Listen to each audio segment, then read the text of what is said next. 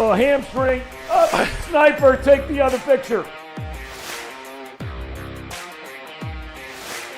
Yeah, I mean, that's how you can formulate opinions without having true facts. I'm telling you, think about it logically for just a second. Dear Reds fans, welcome back to the Zebra Zillionaires. It was a tough one yesterday. Live from Chatterbox Sports Studios, it's Off the Bench with Tom Brenneman.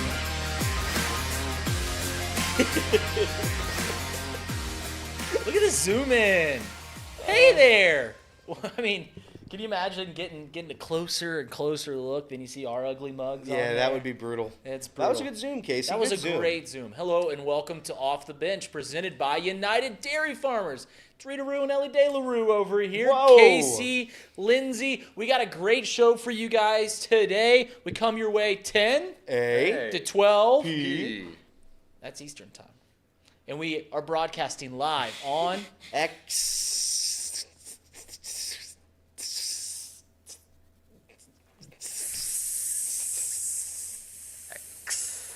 All right, guys, this is what we got planned for you on the show today. We're going to start off. We're going to talk about Xavier's big win over Villanova. What a first time I've literally ever seen the end of that game, the way that game ended.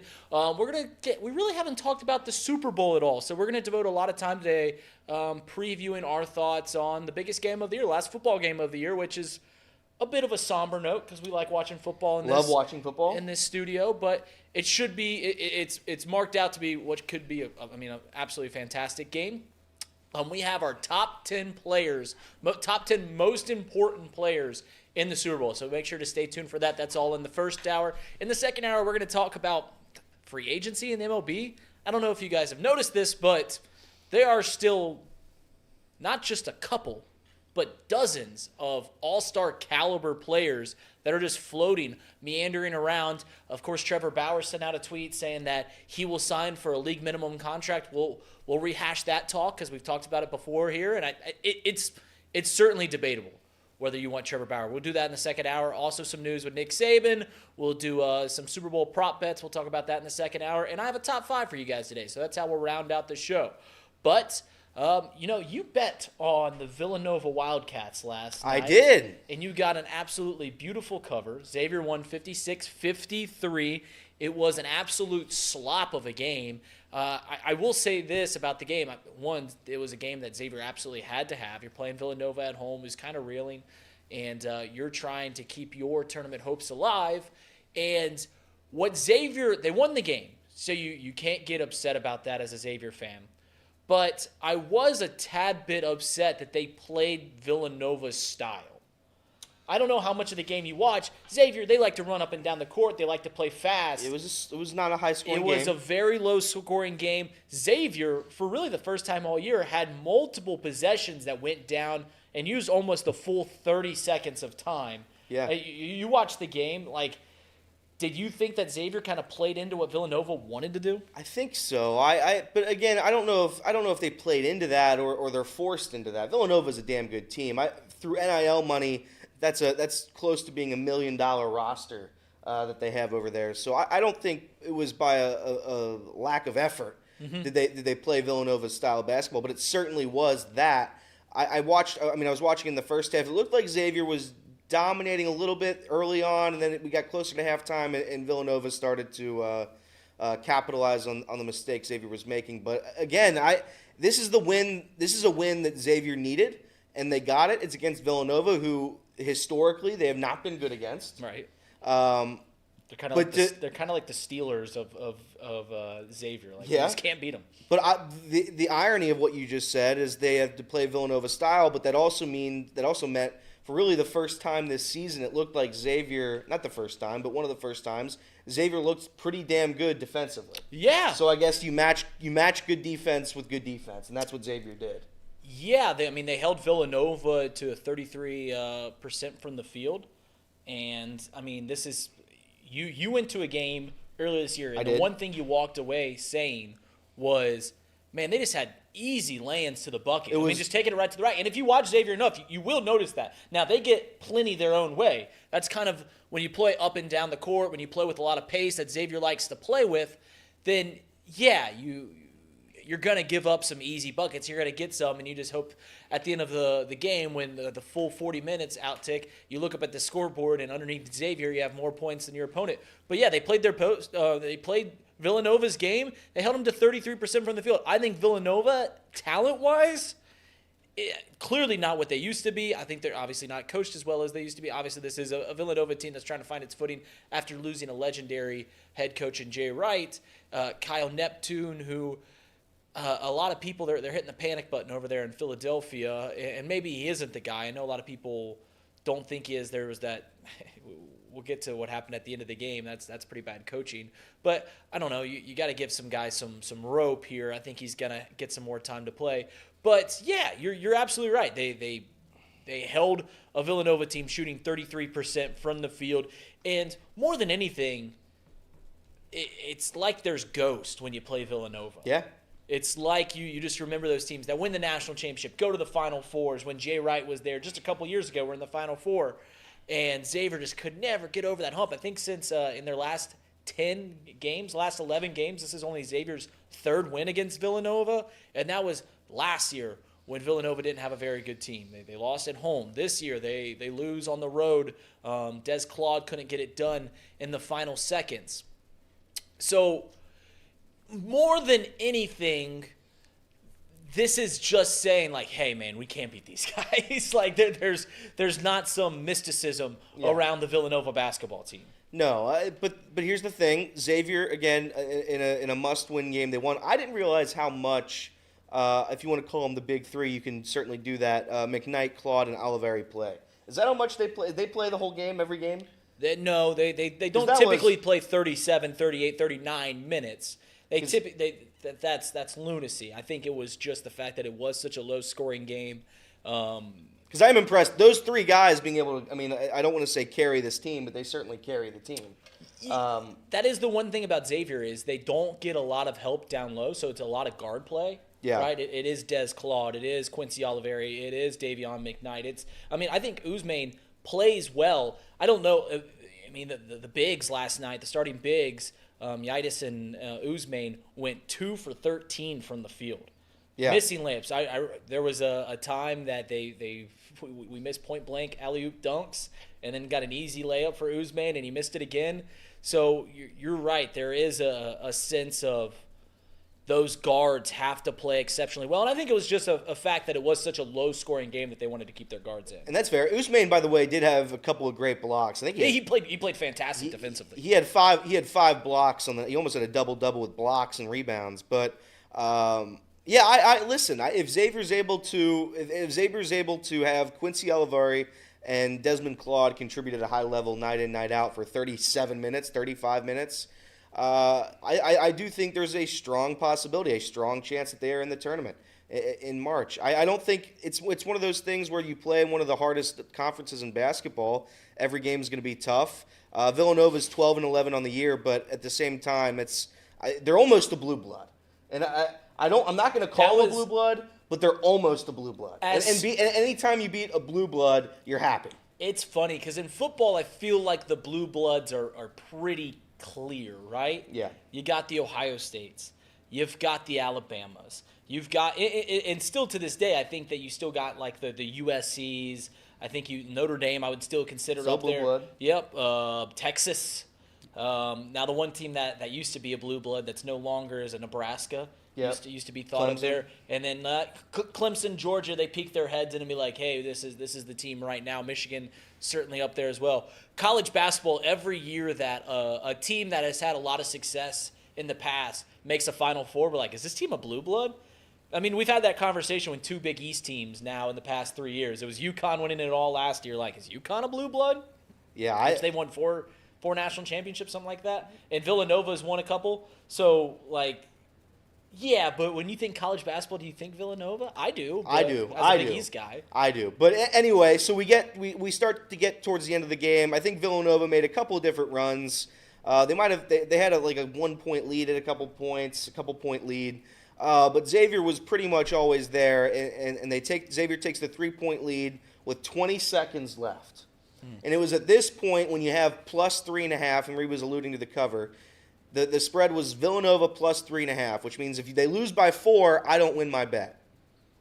Plus 3.5, 20 seconds. And usually what happens here, they'll fire off a shot with 8 seconds. If they miss, you foul, and then you lose your bet. Right. What happened last night with Villanova might be, and our boss Trace was texting us, it might be the very worst coaching display I've ever seen in my entire life. At no point have I ever seen a team with 20 seconds on the clock down 3 willingly not put up a shot. I mean, Xavier played phenomenal defense, lockdown defense on that last possession. But Villanova not like kicking it out to the logo and having any awareness of the clock, that is crazy to me. The last thing they did on the court with 3 seconds left, with his back turned, they kick it out to another guy, just another pass. With 1 second. With 1 second left. And nobody had any clue how much time was left. I believe the coach's name, Kyle Neptune. I was going to call him Jupiter. I was in my mind. He One was of the planets. He was one of the planets. One of the gods. He had a timeout left. How do you not call it? So, Kirby and Trace in our group chat last night were texting pretty frequently about what this was going to be. I don't mind not calling it timeout right off the rip because you have 20 seconds. Obviously, there is a lot of debate about whether you foul up 3 or not. You typically do if you get in the final 10 seconds. Correct. So if Nova's plan was to get it to Housen and let him chuck up a 3, let him tie the game, because besides them, they couldn't hit anything. Actually, both teams shot historically bad from 3 other than Housen. I think if you take Housen's stats out of it, Villanova was 3 for 16 from 3. If you take Quincy Oliveri out of Xavier, they are 3 of 19 from 3, so disgusting. But if the plan was to get Housen an open shot, the second that wasn't apparent, that he wasn't open, you call it timeout. So I think there was still 7 seconds left on the clock. Yep. When they call the time, call it right then. And yeah, maybe if Sean Miller would presumably would tell them, hey, let's foul right now. Let's foul the guy. But I think Trace was saying, what if you plan to get an open look off of a screen, the inbounds pass, and you chuck it up from there, because then you can't foul the 3-point shooter, so that's your best look. The fact that he took the timeout with him is abysmal. I don't disagree with Kyle Neptune not calling a timeout and setting up a play with 20 seconds to go. I disagree with after Housen wasn't open with 10 seconds, 8 seconds left, that they just kept running the play and he saw that nothing was happening and he just let it go. Just let it carry on. I just have never seen anything like that before. Not a shot. And I saw the quotes after the game. There was a lot of coach speak, but basically he said there were 2 options. They were either going to run the play or they were going to call a timeout and fix it. They didn't call a timeout and fix it, and they just ran the play to infinity. And unfortunately, infinity ended at 0-0. So that's tough. I don't know. Villanova's clearly not as good as they have been in the past, right, but it's still a damn good competitive team, good defensively. So hell of a win by Xavier. That's a bounce back win. Well, you got to win those games at home, and they have a big game this weekend at home. They play Creighton. They still haven't beat a ranked team. I know people that are in college basketball don't like gay people, and I get it. I truly understand it. Yeah. But it is cute when that little number is sitting right next to their name when you look at the score bug during it. So this is an opportunity for Xavier to really get another quad 1 win at home against Creighton and get finally that big win that they've been searching for. Listen, if you look at how Xavier has played over the past month, they've beaten every non-ranked team. They've beaten Providence at Providence, came home against Butler and dominated that game. Barely beat Georgetown at home, but thank God they won that game. Beat St. John's at home, went on the road, beat a terrible DePaul team, come home and beat a Villanova team. Obviously, their 2 losses are that game against Creighton that they had a lead in the final 10 minutes on the road, and then they get absolutely blown out against UConn. Mousecott put in a great stat, said they shot better at UConn than they did last night. Xavier did. So just to show you how historically bad shooting there was. But this is an opportunity. They go on a good stretch. Home against Creighton, opportunity for a great win. You go on the road against Seton Hall, who's been teetering around being AP ranked all season long. They're certainly a tournament team. That's a really good team. Then you come home against Providence. You take 2 out of the 3. If not all 3, you are squaring right in the face of a very real tournament shot. Because we talk about how their odds are greater than not to make the tournament at this very moment. Correct. If you beat a Creighton team at home and then you go on the road, beat Seton Hall, you are not only staring at it, you start hearing these bracketologists going like, hey, this Xavier team's a very real tournament team. If they win the next 2 games, they are 100% in the tournament at that point. I don't know how. I don't know about that. How would you not be? Seton Hall is a borderline tournament team, and Creighton is a top 25 team. I don't know. I don't understand how you wouldn't be. But I mean, obviously the path is there for Xavier. If they can play defense like that, they do have a damn good chance. They do have. Do they have to play Marquette twice still? They do have to play Marquette twice. Marquette twice. Okay, so you got 2 tough ones against Marquette. Obviously, Butler on the road is no slouch either. So, but again, I don't know. I think there's a very clear path for Xavier, and it's more than doable. So good for them. Hell of a win last night. So we have some breaking news. We had a Sir Bomb. It's been a long time since we had a Sir Bomb. Before we get to the Sir Bomb, we do have a super chat. Justin Edgell, $5 super chat. He said, let's be real. Tom is at orientation for his new job today. Tom will be back tomorrow.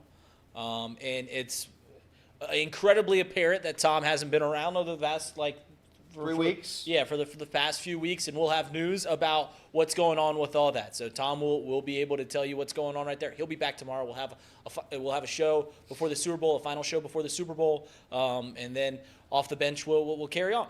So the breaking news came from Sir Boy Wonder. Casey, you wanna read this one out? Yeah, I got you. Basically, what happened was the Bengals announced that they are hiring Justin Riscotti as a pass game coordinator. This is a completely new position for the Cincinnati Bengals in 2024.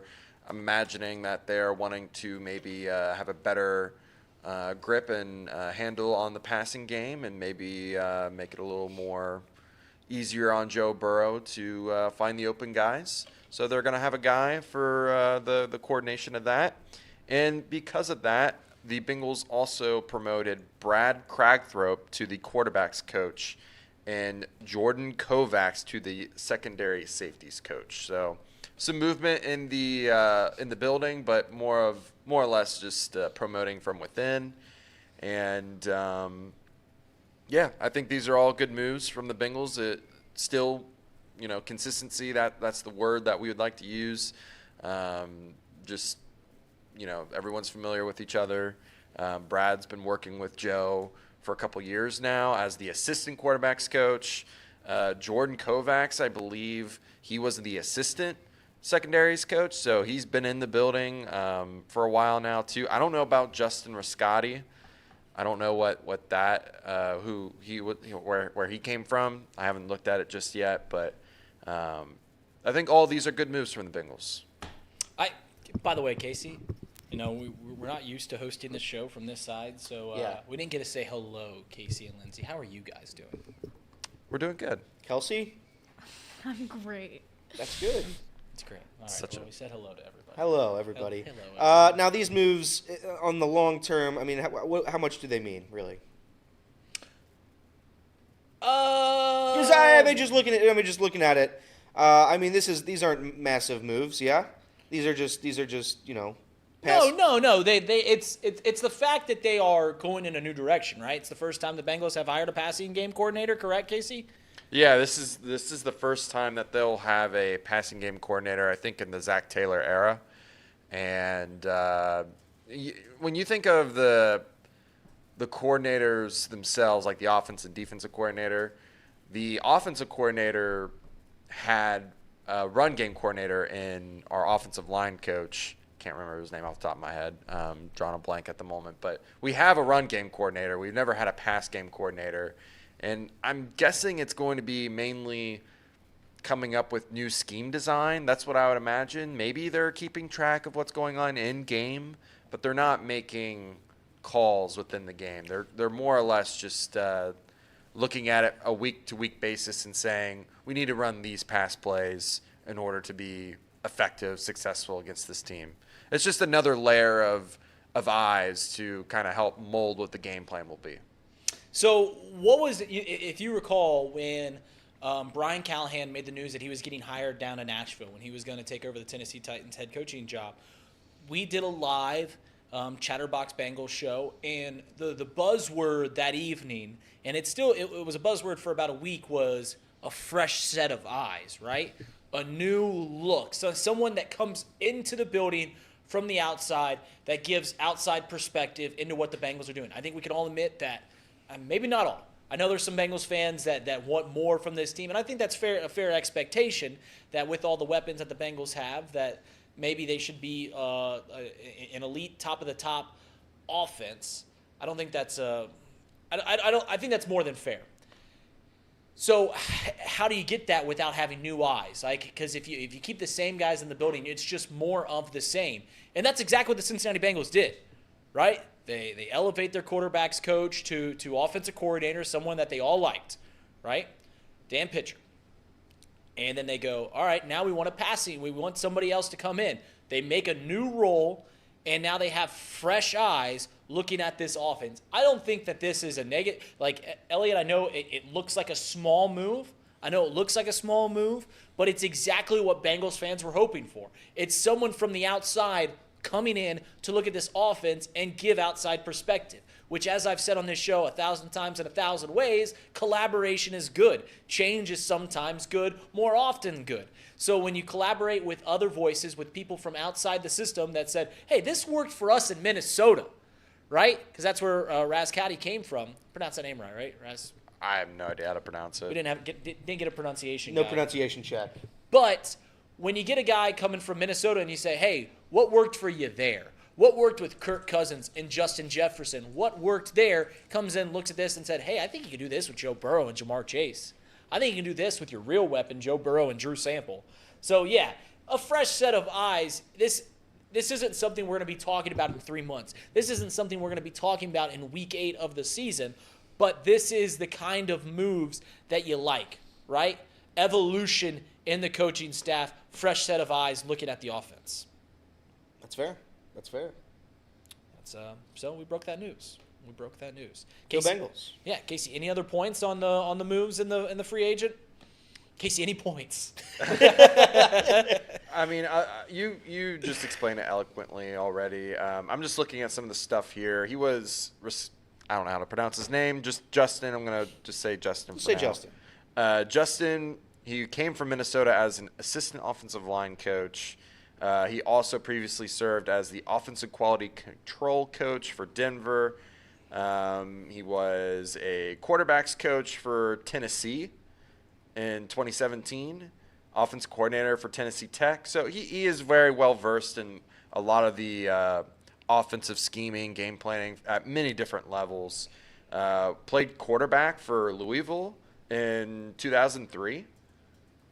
That's interesting. So he's got a quarterback's background as well. I know a lot of the Bengals staff have quarterback backgrounds, have played in the NFL, or not NFL, but they've played at a college level, at a high level at some point in their careers. So it's just interesting, some fun facts there about the guy. Have you noticed that all offensive coordinators are one of two things? More likely than not, they're quarterbacks. Sometimes they're linemen. But it's never a running back. It's never a tight end. It's never a wide receiver. It's typically linemen and quarterbacks. And the reason that a lot of quarterbacks, we talk about this in baseball, like why do catchers always become managers? The reason that quarterbacks become offensive coordinators is because they see the whole field. Same thing for catchers in baseball. The reason catchers make good managers is because they see the whole field. When you play shortstop, you're worried about being the shortstop.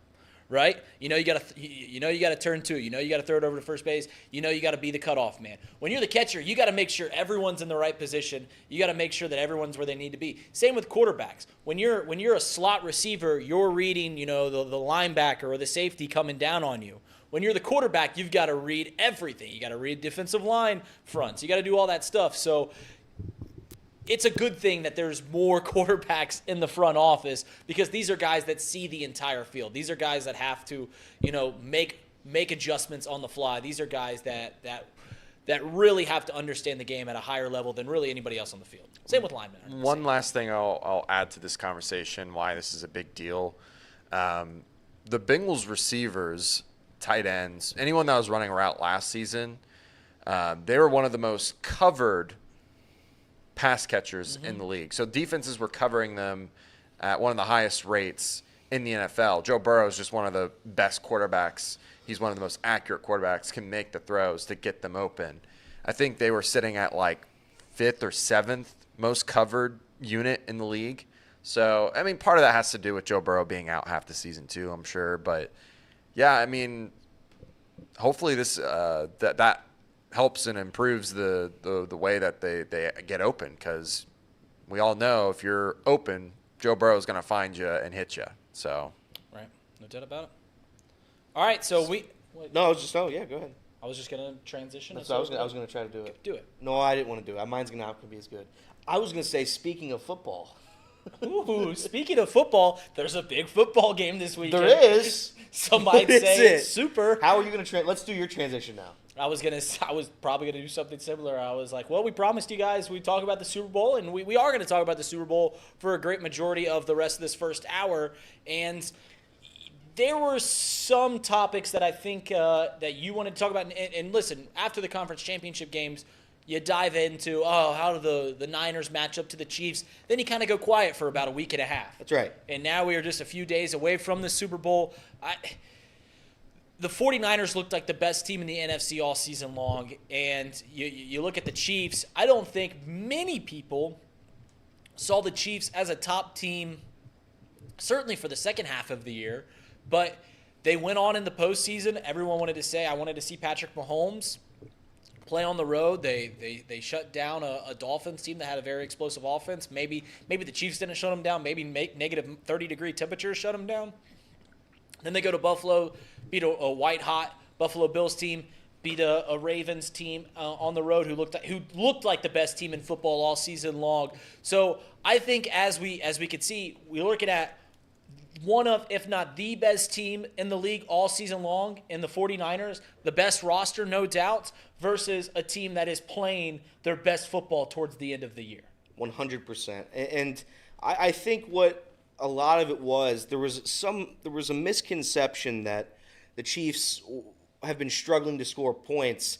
I don't know if they've been struggling to score points as much as their defense has been dominating games to a point where you don't need to put on 40 points a game. I don't think they need to.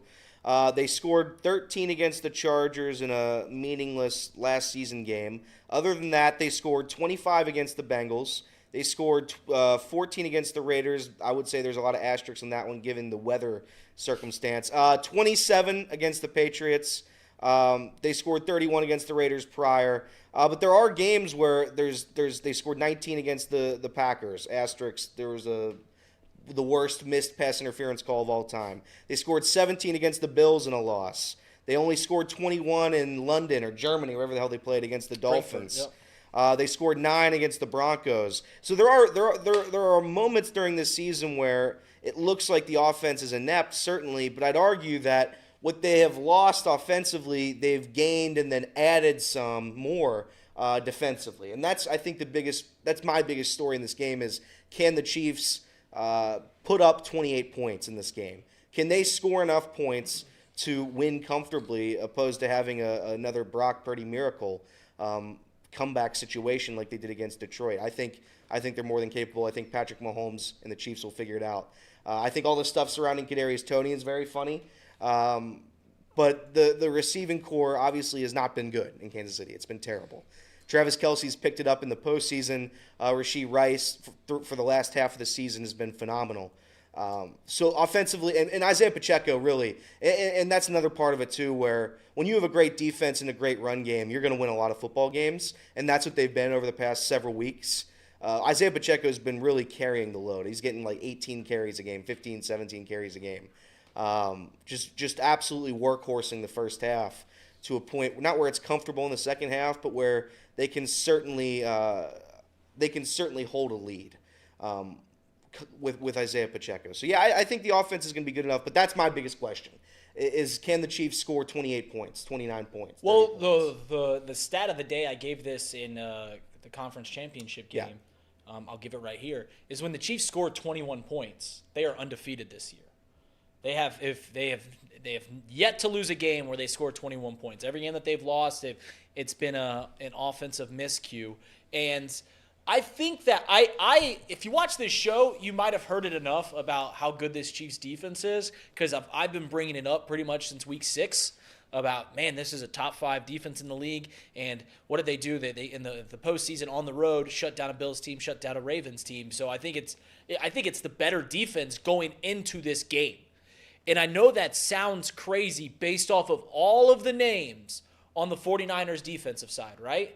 You're talking about guys like Bosa, guys like Chase Young, guys like Fred Warner. Yeah. All of these names, name brands aren't always as good as the Kirkland signatures, right? And I know that the Chiefs have some big names. Chris Jones, Karlaftis, is that his name? Casey, I spell? Yeah, Karlaftis. That's Yeah, right. Karlaftis. Outside of him, how many Chiefs defensive players can you name? Not a lot. None. Absolutely Not a none. So when you get a person that hasn't seen these two teams, they go, wow, this 49ers team's absolutely stacked. I would argue that the 49ers or the Chiefs defense is playing significantly better going into this game. And like I mentioned, when the Chiefs scored 21 points, they're undefeated. And this is a 49ers defense that has given up a lot of points to Jared Goff, to a rookie pretty much, and Jordan Love to a the youngest team that has made the postseason since the 70s, and the Green Bay Packers. So I don't know. There's still all of these concerns about the Chiefs offense, and I think that it's more than fair. But at the end of the day, you are talking about one of the greatest offensive minds in the history of the NFL, and Andy Reid. You're talking about one of the greatest quarterbacks that the NFL has already seen, already through his first 6 years, and Patrick Mahomes going on and playing a 49ers team. Now, on the opposite end, you're talking about a 49ers team that has the best roster that I have maybe ever seen put together. Truly. In terms of names, right? Every single position level, they've got all pros. They've got the best running back in the league. They've got a top 2 tight end in the league. They've got probably the best receiving core in the league between Deebo Samuel and Brandon Ayuk. It's certainly up there. On the defensive side, across the front, unstoppable. Their linebackers, fantastic. Secondary, great. So this is, without a doubt, one of the best rosters. So what's gonna show out? The team that's red hot and the Kansas City Chiefs that has the experience of winning this game? Or is it the team that's been one of the best teams in the NFL all season long that has a spunky, smug, and pompous quarterback? I made it this far without doing it. You almost got I'm sorry. there. Almost got through the first 35 minutes of the show without bringing that up. But really, one of the best offensive, a great offensive mind in Kyle Shanahan, a team that's been to this level before. This quarterback hasn't, but they've certainly have played in the NFC Championship game for, I believe, each of the last 4 years, for the last 5 years, something like that. So this is a team with a lot of postseason experience too. What's going to give? When one of your worst defensive players is Chase Young, you're in a pretty damn good spot. And that's where the 49ers are. And wins this season, every single win the 49ers have had this year, they've scored 27-plus points. The 5 losses, they didn't do that. And really, the 5 losses aren't even 5 losses because the 5th loss was in a game where they didn't play a single starter. And then there was a 3-game stretch where it looked like the wheels were falling off, but that was due to injuries. Brock Purdy got hurt a little bit. I remember the game in, I think it was Cleveland. I think they were playing in Cleveland, and it was rainy. It was disgusting. And Jake Moody, their kicker, missed a 30-yarder to win the game, I'm pretty sure. So even in their losses, it's close, it's tight. You're not going to blow out the San Francisco 49ers. And I think that's what Reed and I were talking about the other day is there's not going to be a ton of points scored in this game. It's going to be a defensive slugfest. And I really do believe if you had to give an edge to a team, I do think it's the 49ers. But saying all that, you have to ride with the better quarterback. I've always believed this, and Reed is 100% true. When you think of college football, you think of the best team. There's no bigger testament than what just happened this year when Michigan won. Right. And that's no disrespect to JJ, but again, McCarthy was not the reason that team was good. It was because of everything around him. In the NFL, I firmly believe it's the quarterback. The quarterback wins Super Bowls. The better quarterback wins Super Bowls 9 times out of 10. Patrick Mahomes is the best quarterback in the NFL, and that's all they need, really. And this is another point. It brings me to my next point. People, it's very evident. It's very evident the world is against the Chiefs and Patrick Mahomes. They are the biggest villains in the sport right now, without a doubt. They're the anti-heroes. They are. My question to you: should Patrick Mahomes be the villain? Is he the guy we're really expressing our frustrations against here? Because he whines every once in a while towards referees. Is that what we're doing? Because in my opinion, Patrick Mahomes has not earned the hate that he's received. The only thing he's done is win. And the only knock against him really has been that A, he whines against refs, and B, his family. And when it comes to sports, when teams start to kind of create a dynasty, and I think that the Chiefs, if they haven't done it already, they're on the precipice of it. If they win this game, it is a dynasty. However you define it, most people define it 3 championships in 5 years, which is exactly what they would be. I think would it be 3 and 5 or 3 and 6, something like that. But they'd have 3 championships in Patrick Mahomes' first 6 years. So when a team is constantly at the forefront of the sport, you talk about everyone hates the New York Yankees, and that hate, it went away for a while because the Yankees weren't very good in the 80s. And in the early 90s, they were just kind of mediocre. And what did they do? They won the 1995 or 1996, 8, 9, 2000 World Series. And to this day, people still hate them for it. We're seeing this with the Dodgers just because they're constantly they're spending all the money. They're going to the NLCS seemingly every single year. We saw this with the Patriots. The Patriots were the villain of the sport for more than a decade. Because in the first 7, 8 years, whatever Tom Brady won his first 3 championships in, people were sick of it. People get really sick of it. Now, I would argue that Bill Belichick certainly fits the villain bill more than an Andy Reid. I don't know how in the world anyone could hate Andy Reid. He's Mr. Pringle. He's chubby Mr. Pringle. He's got a beautiful mustache. When you see his mustache frozen over on the sidelines, it makes me laugh. I love Andy Reid. Andy Reid, every time he does an interview, you love him more because he just seems like a nice, jolly guy. 100%. Literally seems like a nice, jolly guy. But there's all those things about Patrick Mahomes too, right? He's got a brother that makes TikToks that annoy people. He's got his wife pouring champagne over the fans. Those are bad looks. Now, I would say but it's not bad looks for him. I was going to say out of everything that Patrick Mahomes has done, it's hard to hate Patrick Mahomes, other than when he cried about the Travis Kelce lateral. That Correct. play was like the first time that you're like, God, this dude's kind of a crybaby. But up until that point, it really, for me at least, I know other people hate it, but it was hard for me to hate Patrick Mahomes because every time he answered questions, it was very, very cordial. I mean, I don't know if you saw that TikTok of him making an all-time fantasy team with like a 10-year-old kid, but it was the cutest thing in the world. It was. He seems like a very nice guy, but yeah, I think people just get tired of people competing at a very high level. When someone gets to the front of the sport, you just want to knock them down.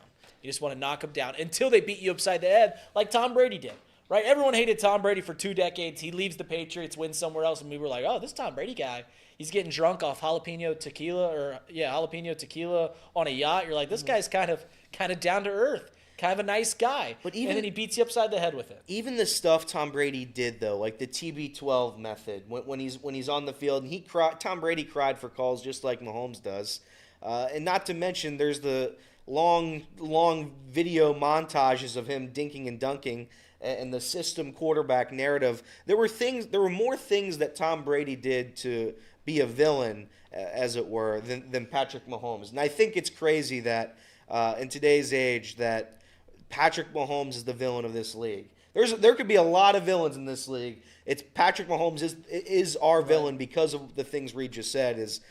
He's been winning. If Tom Brady could do the things Mahomes did, talent-wise, there would be no debate. There would be no debate that he's the greatest of all time. But somehow people still debate Tom Brady's the GOAT. Tom Brady's won 7 Super Bowls. It should be undeniable. But yet there's still haters out there that say he dinked and dunked his way to 7 Super Bowls. Yeah, well, you know what's crazy about man, I'm gonna get hated for this take. What's crazy about when you have like the GOAT conversations about the greatest quarterbacks of all time, there's typically 2 roads that you can go down. There is team success, Yeah. Right? Like this guy won 4 Super Bowls, or like Tom Brady, this guy won 7 Super Bowls, multiple time MVP.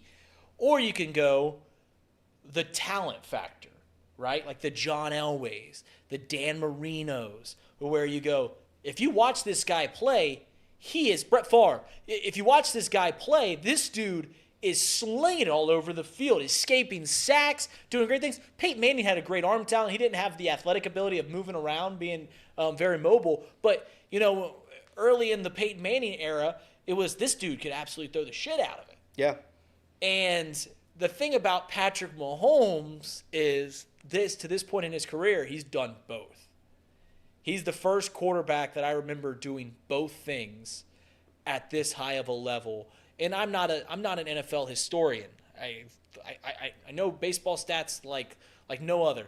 I don't know NFL, the history of the NFL as well. But I can tell you, based off of just what I've seen, he's the first quarterback that I can remember having both as high of team success as he's had and been able to do things that other quarterbacks. Like, it's very Aaron Rodgers-esque, to where, like, when you watched Aaron Rodgers early in his career, like jaw dropping to the floor kind of plays. But Aaron Rodgers won that Super Bowl, and then, he made a couple NFC championship games, but never got back. Yeah. And he's still playing, obviously, but it's the combination of the both that makes Patrick Mahomes incredible. But speaking of the Chiefs again, Eric Bieniemy, there was a report, Adam Schefter, I believe, was the first to get it. Adam Schefter reported that Eric Bieniemy will not be joining the Commanders next season. He will be leaving. But yesterday, apparently, yesterday, I think Schefter got a hold of another one, and basically Bieniemy has been talking through the Chiefs' offense and helping them out. That is one of the more wild stories I've seen, because even though he's not returning next year with the Commanders, I'm pretty sure he's still under that contract. So I don't know how that all works. That would break contract then, right? I would assume, but I don't understand it. I don't understand it, because the report was he was never fired. It's just that he wasn't coming back. So that means he's still under contract in Kansas City helping the Chiefs or Las Vegas. That doesn't jive at all. Like, that doesn't.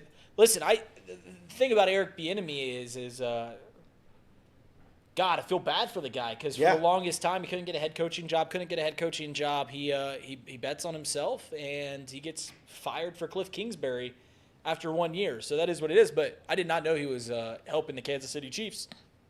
What if they go out and look like the Kansas City Chiefs of the past few years, which just lighten it all over the field? I don't know. Like, do you have a hard opinion on that? Like him showing up and helping the Chiefs? Like, it clearly breaks contract. I think it's just one of those things where Eric Bieniemy is clearly going to get another job, and I would assume it's now going to be in Kansas City. I don't know what position that would be, but it does suck that a guy that I think there were a lot of doubts amongst talking heads that whether or not he should be a head coach, and it sucks that it didn't work at all in Washington. So now those doubts are still going to be there, and whether or not he'll get a head coaching job, I'll never know. But he was certainly a large part of the offense, being the reason that those Chiefs teams won Super Bowls. So I think he deserves a head coaching job, but again, he will not have one for quite some time, I'd imagine. But Eric Bieniemy, apparently, this was a report I sent Casey, and this was the official the report. I said report twice. Andrew, is Eric Bieniemy, who was the offensive coordinator with the Washington Commanders, remember, this past season, left the Kansas City Chiefs. Well, the night before the AFC title game in Baltimore, my understanding is he drove up, went to the team hotel, met with the offensive side of the ball. Now, there was a play, I was told, up that they were going over. And Eric Bieniemy went up. It was an old play, kind of went through the install with the offense for old time's sake with the entire group. And Patrick Mahomes told us that there were kind of some chill bumps with guys in that room with Eric Bieniemy back in front of them. He said it's just you can feel him and feel his presence when he's in a room. And I had a long conversation with Marquez Valdez-Scantling about EB, and he told me, last year, maybe at times you kind of tune him out a little bit, all the yelling. He yells at everybody from Andy Reid down to the janitor.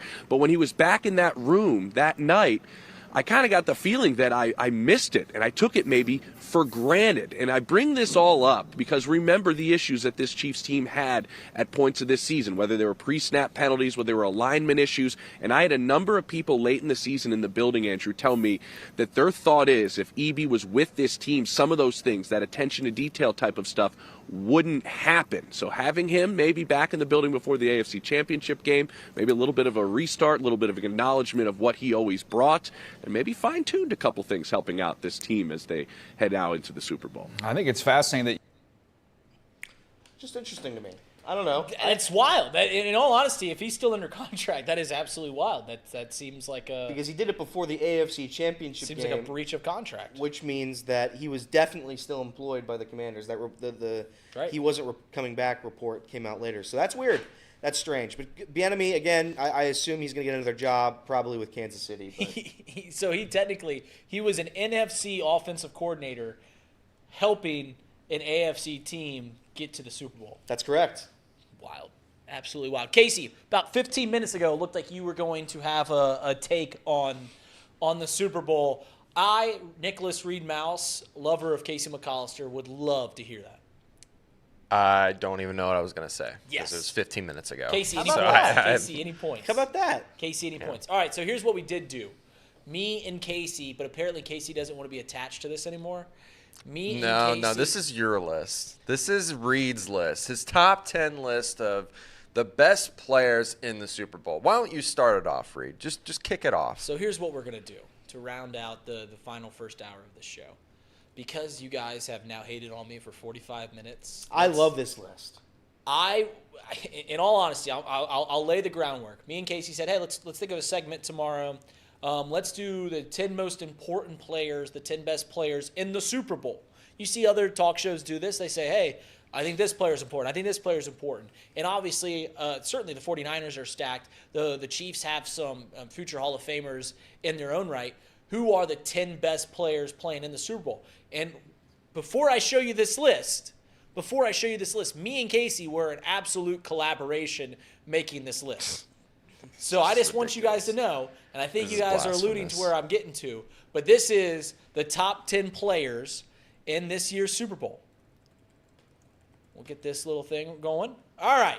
Coming in at number 10, this was Casey's pick of choice, Isaiah Pacheco. Casey, why'd you want Isaiah Pacheco on this top 10? I wanted Isaiah Pacheco to be on the list just because I feel like in this game in particular, he's going to be very important. I think they've really started to establish the run game as of late. When they played each other in the Super Bowl back in 2020, Damian Williams, their running back, rushed for 17 carries, 104 yards, and a touchdown that averaged about 6 yards a carry. On the day, they rushed about 29 times. I think that Pacheco is going to be very important to this game plan for the Kansas City Chiefs. And also the 49ers, they really struggle in terms of stopping the run. They give up the most yards after contact, I believe. So that's also another reason to be looking out for Isaiah Pacheco and why I think he should be on the top 10 list of most important players. I think this was the biggest point of contention between you and I, because when we talked about what players should get on and what players shouldn't get on, you were like, hey, this is going to be somewhere. This has been a big part of the Chiefs' success this postseason. The one thing that we haven't talked about enough, maybe we did last week, but it was their ability to absolutely dominate. Are you fighting me on this, this top 10 list? I'm not. For some reason, it keeps going away. It keeps pushing off. Like, it might just disappear here in a second. But they dominated the possession game. I'm not doing it. I didn't touch it. I'm not touching it. Did we put a timer on these? There is a timer on. I got it. Yeah, it was on a 10-second timer. Oh, my goodness. Look at that. All right, we're back. We're all the way back. But, yeah, they dominated the time of possession. So if the Chiefs are able to do that against the 49ers, stay on the field longer than the 49ers, I like the Chiefs' chances to win this game. Coming in at number 9, this is also another one of Casey's guys, but it's certainly one of the best wide receiving talents in the entire league, and that's Brandon Ayuk. Brandon Ayuk leads the team in receiving. He's one of the top receivers in the NFL this year. That is not Ayuk, but oh no. Well, it's not a good graphic without a. Who is that? That is, I believe, Fred Warner. There we go. There's Ayuk. Yeah, Fred Warner's number 8. But Casey, yeah, Ayuk. Ayuk this year has proved a lot in terms of being able to carry the number 1 receiving role on this offense. He has 1,300 yards this year. He's been targeted about roughly 100 times for like 75, 79 catches. So very efficient there. Has like 8 touchdowns. You saw what he did in the AFC Championship game. He did just enough to make that a crazy catch, right? Very, very skillful there. And when it mattered most, he caught the touchdown in the back of the end zone, trying to keep momentum for the 49ers in that win against the Lions. So I think in terms of this Super Bowl, I think Ayuk versus Tre'Davious Ward will be something that we're going to have to watch out for, especially because I don't know. Did we get clarification on Deebo Samuel's health? Is he fine? I think he's fine, right? I think he's going to play. I think he's healthy. Had 2 weeks to recover, yeah. But I think Ward is going to be following Ayuk around. I don't know that to be 100% certain, but in terms of how this offense has performed this season, Ayuk has been looked at the most. He's been the number 1 receiver. Deebo Samuel, he was number 1 a couple years ago, last year even. He's a very effective target too. I just think that now they have the option of 2 number 1 receivers. So yeah, no, you're absolutely right. They do have the option of 2 number 1 receivers, and he certainly has the stats that have put it up. I think he has benefited from teams having to key on all the things that Deebo Samuel does, because Deebo Samuel is arguably one of the most versatile wide receiving threats in the entire National Football League. I believe it was Kyle Shanahan talking about Deebo plays, like when he's not playing, they have to take out half their playbook. But Ayuk is the true like wide receiver, right? He's the guy that downfield threat, get him over the middle of the field. He does a lot of nice things. Brandon Ayuk had a fantastic season. He's actually been my favorite 49er to watch blossom over the past 2 years, a guy that I didn't know a whole lot about before towards the end of last year, but he's certainly been. So now it's actually the guy that was originally number 9. It's Fred Warner. This is one of the best linebackers in the league. And when you talk about the 49ers, you bring up all of their all-pro players, right? You talk about their offensive line, talk about their running backs, and all those guys we'll mention later on in this. But the role of a linebacker has shifted over the past decade. They used to be the lifeline, the blood, the heart pumping of the defense, and that isn't so much the case anymore, but Fred Warner is the lifeline of this 49ers defense. Yeah, I mean, I think he's going to be very important in stopping what I feel like the Chiefs are going to want to do, which is run the ball. And I don't believe, if I look at this list here, I don't believe, no, Fred Warner played in the Super Bowl, so I am mistaken there. But he's going to be really important because not only is he going to have to stop Pacheco, he's going to be able to have to cover his portion of the field, which involves Travis Kelce in the middle of the field. So, I mean, he's going to be targeted and abused all game. And luckily, when you have an all-pro linebacker that's able to kind of ball hawk, be able to strip the ball, be able to do everything that you ask, I mean, you deserve to be high on the list. So, yeah. Coming in at number 7, seventh most. It's so confusing because they all wear red, the Chiefs and the 49ers, so it's really hard to distinguish them. But it's Trent Williams. Listen, there's a stat that we talked about, I believe, when the Bengals played the 49ers earlier in this year, that when Trent Williams doesn't play, 49ers, who have been one of the best teams in the NFL over the past 5 seasons and certainly over the course of Kyle Shanahan's head coaching career, when Trent Williams doesn't play, they are a sub-500 team. That's how important he is to this 49ers offense. He is someone, I mean, I've brought up the most important position players on the field. I think it's quarterback's number 1. Protection for the quarterback's the second most important thing that you can have. And Trent Williams, Hall of Famer, future Hall of Famer. If he's not on this field, this 49ers team looks completely different. Luckily, he's going to be on the field for the 49ers, and he gets just as much credit to the success of Brock Purdy as a Christian McCaffrey, as a Brandon Ayuk, as a George Kittle, as a Deebo Samuel. He is absolutely crucial to Kyle Shanahan's offense. Yeah, I mean, he is I would say that if he was not on the 49ers, you would not see as a explosive run game with Christian McCaffrey. You would not see the time that Brock Purdy has in the pocket. He literally neutralizes your best pass rusher every single time he's on the field. I mean, he's one of the best. He'll probably be a Hall of Famer one day. He's that good. Canton. Yeah, he's just he's a gamer. I really like Trent Williams. 7, deservedly. Speaking of pass rush, go ahead and give it to Bosa. Number 6. We talked about Fred Warner. Let's talk about the other big name on that defensive side of the ball for the 49ers, and that's Bosa. He's a perennial Defensive Player of the Year candidate. You mentioned it's not just Bosa, it's Armstead that gets back to the quarterback frequently, and sometimes they work in unison to get back there, but Bosa is certainly the guy that you have to key when you're getting ready to play the game plan. If Bosa can get to Patrick Mahomes consistently, the 49ers aren't just going to win this thing. They're going to run away with this thing. And that's the one thing that I think not enough people are talking about in this game. The Chiefs don't have the ability to run away with this game. The Chiefs won't win this game by 2+ touchdowns. The 49ers absolutely have that ability to win this game by 15, 20, like 3 possessions plus. And it all starts if they can get to the quarterback, and Bosa is certainly one of those players. Yeah, I mean, Bosa, he's going up against a duo of tackles that were one of the worst pairs in the NFL this season. One of the worst. And they hold a lot.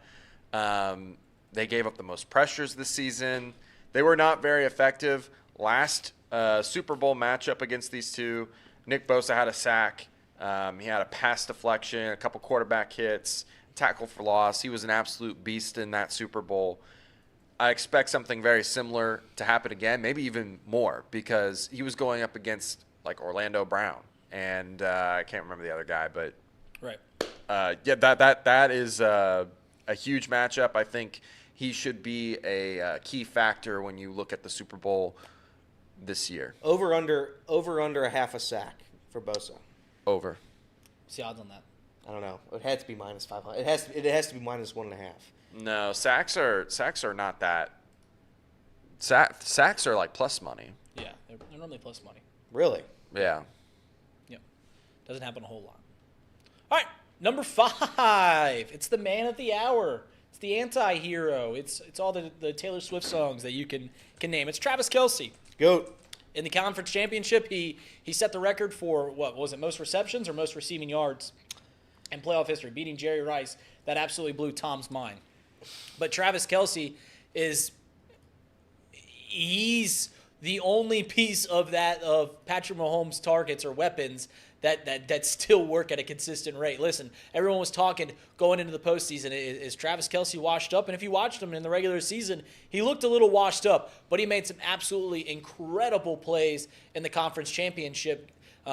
He's a guy that when the lights come on, he's ready to go. What was the stat that I saw? If you're a prop bettor, he has not gone under in any postseason game he's ever played in receiving yards. That's preposterous. It's listed at 70. That's a pretty high number, I think. But he has never gone under. I might take the under just to be the contrarian. Just to be the contrarian. Travis Kelce is going to be a big part of this game. Is he the greatest tight end of all time? I don't have the numbers in front of me, but it's between him and Gronk, right? That's it? Those are the only two? He's the greatest receiving tight end of all time, yeah. Yeah, Tony Gonzalez is up there. He was, I think he's the receptions leader all time. Yeah. I think he is. But, yeah, those are normally the 3 names you throw up there. Nobody's been as dominant as Travis Kelce and Gronk. Like, Tony Gonzalez was great for a long period of time. Nobody dominated the game like Gronk, and Travis Kelce is the closest thing to that. But Travis Kelce's playing into his late 30s. Gronk and Kelce are probably around the same age. Yeah. In all seriousness. For me, it's Gronk because of how dominant he was. Like, there's no one that can compare to that 17 touchdown season where he was just bullying people. I mean, if he didn't have a bunch of injuries, I mean, he would probably be right there with Kelce at this moment in terms of the stats.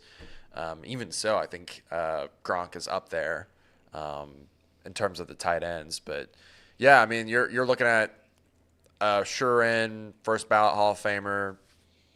He's going to be very important to this game. He's basically their only threat. And, yeah, he deserves to be at the 5th spot, in my opinion. Once again, this is a list that you made, Casey. I did not make this. I haven't had Did anything not to make do with this. it. I haven't had anything to do with it. Coming in at number 4.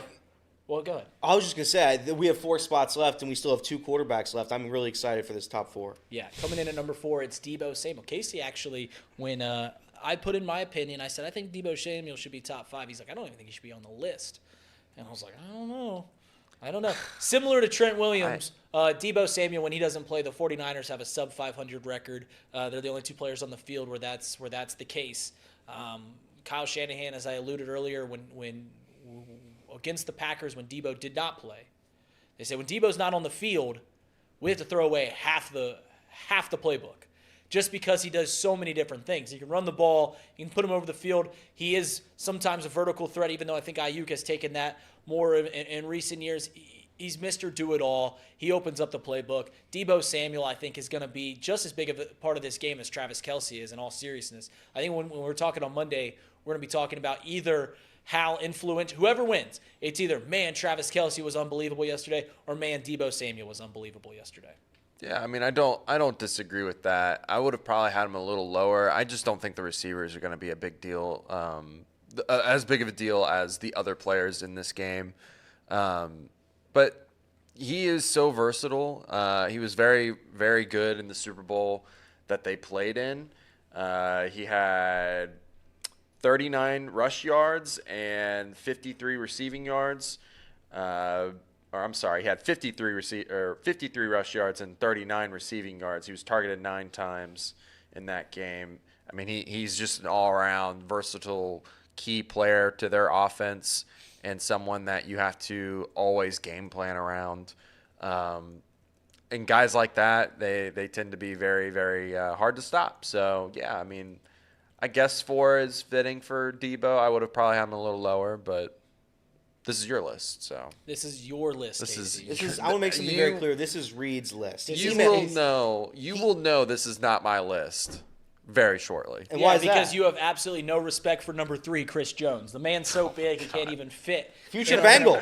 Future Bengal. Man, Future Bengal. That'd be great. Chris Jones, we talked about all the major guys on the defensive side for the 49ers. Let's talk about the guy that can wreak havoc for this Chiefs defense, which I think is the better defense coming into this game. Chris Jones, if you can neutralize if the 49ers are able to neutralize Chris Jones, then once again they can waltz their way, they can traipse their way into an easy win in the first Super Bowl in the Kyle Shanahan era. But Chris Jones is probably the best interior defensive lineman. Has he taken that title from Aaron Donald in recent years, Casey? I would say so. I mean, he can do anything for you. The one knock on him is it feels like, I feel like many people say this, he doesn't put in his full effort beginning of games. But when it matters most, he shows out. When you need to stop, he's going to be there for you in the third and fourth quarter. I'm just looking at what he did in the Super Bowl. He didn't do a whole lot in the Super Bowl. He only had 3 pass deflections and 1 tackle. Was not very effective in terms of getting to the quarterback. In terms of the numbers, I don't know how he actually fared. I feel like he did a lot better than what the numbers are suggesting. But, yeah, I mean, he's going to be very important to getting to Brock Purdy. I feel like interior pressure in the NFL is king. Mm-hmm. And when you have a guy that's probably going to be a shoe-in Hall of Famer, when you have 2 Super Bowl rings, obviously, and the numbers that Chris Jones has, you have a pretty good shot of that. But, yeah, I mean, Chris Jones, he's going to be very, very important. If they don't have Chris Jones, I don't think they're going to have a shot at winning this game. If you could, you said interior pressure is king. When you can push back the middle of the pocket, it kind of forces you to roll out. Right. It just confuses the entire play. And Brock Purdy does have that ability to roll out and make something out of nothing. But Chris Jones can certainly wreak havoc. So we're down to our final 2 of Casey's top 10 list. There are of 2 most important players. This is Reed's list, and there are 2 quarterbacks left. Maybe Brock Purdy jumps Mahomes on this list. Coming in at number 2, it is Christian McCaffrey. Uh-oh. A running back on a top 10 list, Christian McCaffrey Your list at is that. the exception to the rule Oh, no. when I give my running back hate. I think running backs are a dime a dozen. Oh, no. I think that you never should pay a running back. Obviously, there's certain levels of that. Obviously, there's better running backs. Not all running backs you put in and they put the same production level. I just think you can get bang for your buck in free agency, and you should never pay a running back. The exception to that rule is Christian McCaffrey. 49ers made a traded away several draft picks for Christian McCaffrey last year, and it has absolutely proven to be fruitful. Christian McCaffrey is probably the most versatile player in the entire NFL. He can get the hard yards. He has the speed. You can throw the ball to him. He's a receiving back. He can do it all. Christian McCaffrey is absolutely incredible. Yeah, I mean, we both agree that he's the exception to the rule in our running backs take. He's absolutely incredible. I feel like you could probably line him up out at wide receiver in the slot or at the X or the Y, and he's going to perform admirably. I mean, he is a dual threat, and it's crazy that the 49ers really have two of those guys in Debo and CMC. I don't know why they don't use CMC more on the outside, but they don't really need to when he's so effective. Yeah, I mean, he's going to be very important to this team's plan. They like to establish a run game so they can get into the play action, so they can roll out, so they don't have to worry about that interior pressure. They can just roll out of the pocket and chuck the ball down the field. So if they can't stop CMC, they're going to have a really hard time stopping the 49ers offense. And that's really what it boils down to, is can they stop CMC? This is what's so funny. Everyone's starting to allude that there's not going to be Brock Purdy on this list. Yeah, it's Patrick Mahomes is number one. He's the best player on the field. He's the best player in the entire NFL. So there's no Brock Purdy. But, think about how many players the 49ers have. Because you put in the chat that there's no George Kittle. Yeah, we forgot Kittle. I don't know if we forgot Kittle. We talked about Kittle. Forgot Kittle. No, we didn't forget Kittle. We talked about Kittle yesterday. We talked about Brock Purdy. There's Armstead. There's Karlaftis. There's so many great players in this game, especially from the 49ers side. If I had my list, it would have been 8 49ers and just Travis Kelce and Patrick Mahomes from the Chiefs. Everett put in Bucker. We forgot Bucker, too. Harrison Butker, Jake Moody. Yeah. Forgot about Jake Moody. Surprisingly, we didn't put in one of the punters on this list. But listen, when it comes to the back end of this list, Kyle Juszczyk. Kyle Juszczyk. That's your guy. That's my guy. I don't think you could argue any of these top. I mean, Sam Darnold. Maybe Debo, but Chris Jones, CMC, Patrick Mahomes, Travis Kelce absolutely should all be on the list. Ayuk, Trent Williams, Fred Warner, Nick Bosa, those are all top 10 players. You could start arguing about the Isaiah Pacheco's. You could argue about the George Kittles. You could argue about Brock Purdy. Javon Hargrave. There's a lot of players. The 49ers have an absolutely stacked roster, but Patrick Mahomes is the best player in the league. He's certainly going to be the best player in this game. So that was our top 10 list. Let us know where we went wrong. Let us know where we went wrong. I was sent this list this morning right before the show, and Reed sent it to me. I skimmed through it for 3 seconds, and I knew I read 10, 8, 9, and then right there I just knew I wasn't going to see Brock Purdy on this list. It's because you don't like him. Here's the thing. I'm asking a serious question. I would replace Brock Purdy with Isaiah Pacheco. I would do that. Casey fought for Isaiah Pacheco because this is Casey's list. Other than that, where would you rather see Brock Purdy be? I'm asking a serious question. Brock Purdy should probably be a top 5 player. I do think Brock Purdy is probably, a little bit more valuable than Debo, I would say, because you need a quarterback. You need a quarterback to throw. I think Debo's great. I think Debo is one of the greatest wide receivers in the league, but I think Brock Purdy should probably be top 5 most important players. When Brock Purdy doesn't play for the 49ers, they go to the Super Bowl. When Debo Samuel doesn't play for the 49ers, they have a sub 500 record. So, was Brock Purdy all pro this year? I can find out for you. I'd love to find that information. And again, this isn't the Brock Purdy hate show, but Reed does make a decent point that the roster is stacked around him, absolutely stacked. So when you talk about the most important pieces of their team, you can't take it for granted that you have Brock Purdy, but at the same time, if you lose Trent Williams, if you lose Fred Warner, it's just you're losing bigger pieces, in my opinion. So he was not on the All-Pro Associated Press list. Oh. It was Lamar Jackson at the first team, and then Dak Prescott as the second team quarterback. Okay. Well, yeah, it's because that Christmas game he was the MVP odds-on favorite before that game against the Ravens where he threw 4 picks or something like that. Yep, bench for Darnold. Yeah, that was a rainy game. He doesn't play well in the rain. Luckily, he won't have to deal with that in Las Vegas at a dome. So, here's what it is. All right, guys, it's the 11 o'clock hour, so we got to hear a word from our sponsors. Casey? Yep, I got you. The Bengals report that we did earlier was brought to you by Encore Technologies. Encore Technologies provides IT solutions for a data-centered world with the suite of services from mobile computing to desktop to data center, supporting both centralized and work-from-home computing modules to improve efficiency and productivity. Visit Encore.tech. The path to innovation begins here. And let me tell you about this lovely bottle of water right here. Pawnee Water, made right here in Hamilton, Ohio. Uses natural limestone filtration, unlike the artificial processing that other brands use. The result is a healthy alkaline water, and some say the best tasting water in the world. Visit Pawnee Water at PAHHNI water.com where you can buy this great tasting water. Get your coffee from UDF. Swish it down with some Pawnee Water, and get your technology solutions from Encore.tech. And while I got you, please, if you like the show, give us a like. And if you feel like doing so, share it with your friends. There's a little share button down there as well. You can copy the link and post it on all your social media platforms. Also, you want to be a member? You want to watch some of our members-only streams? There's a link down in our description. Click on that link. It'll take you to our 2 options. We have a $10 option, gives you access to all of our exclusive member streams.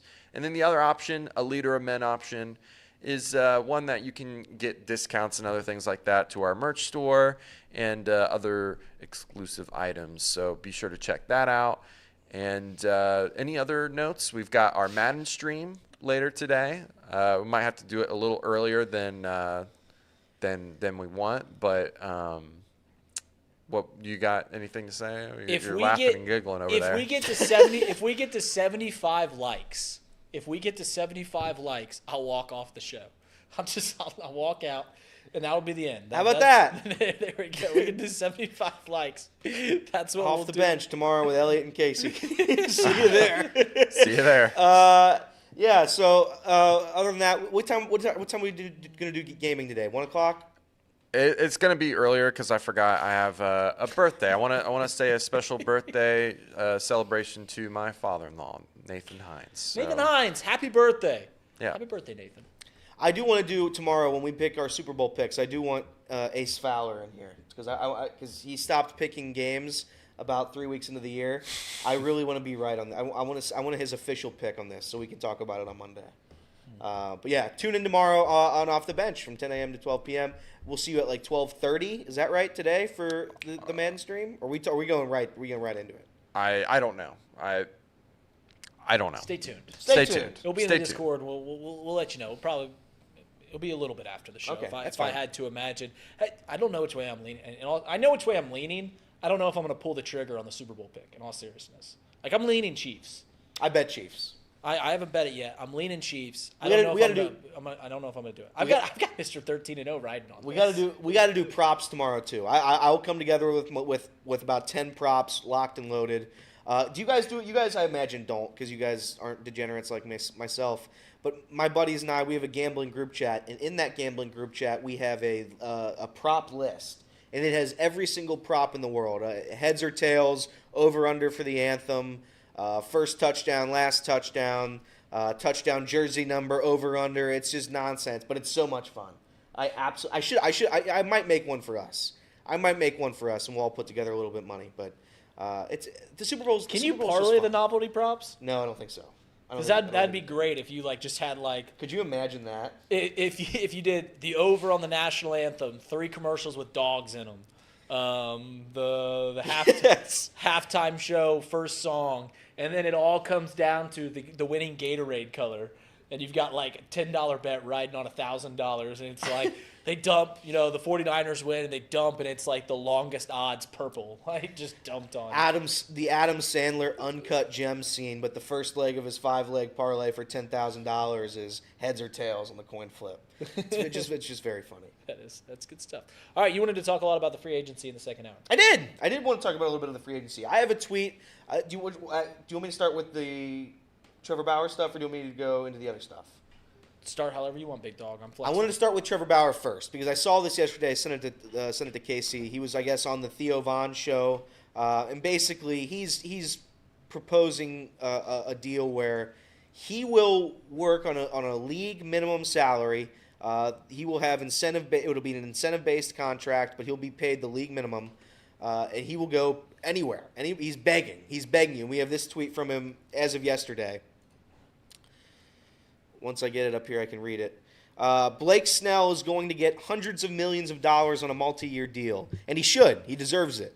For a team that doesn't want to commit multi-years, hundreds of millions of dollars, or many elite prospects for a Cy Young Award winner, they could sign me for league minimum and pay 0 incremental dollars over what they have to pay to that roster spot anyway.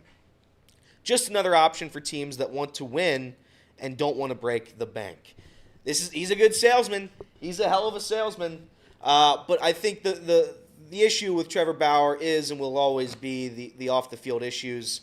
How much risk are you willing to put up for a guy that is quite honestly a wild card? You don't know what you're going to get. You don't know what his past. You don't know what he's done. Obviously, he wasn't committed of any crime for what he was blackballed from the MLB for. But I will say this.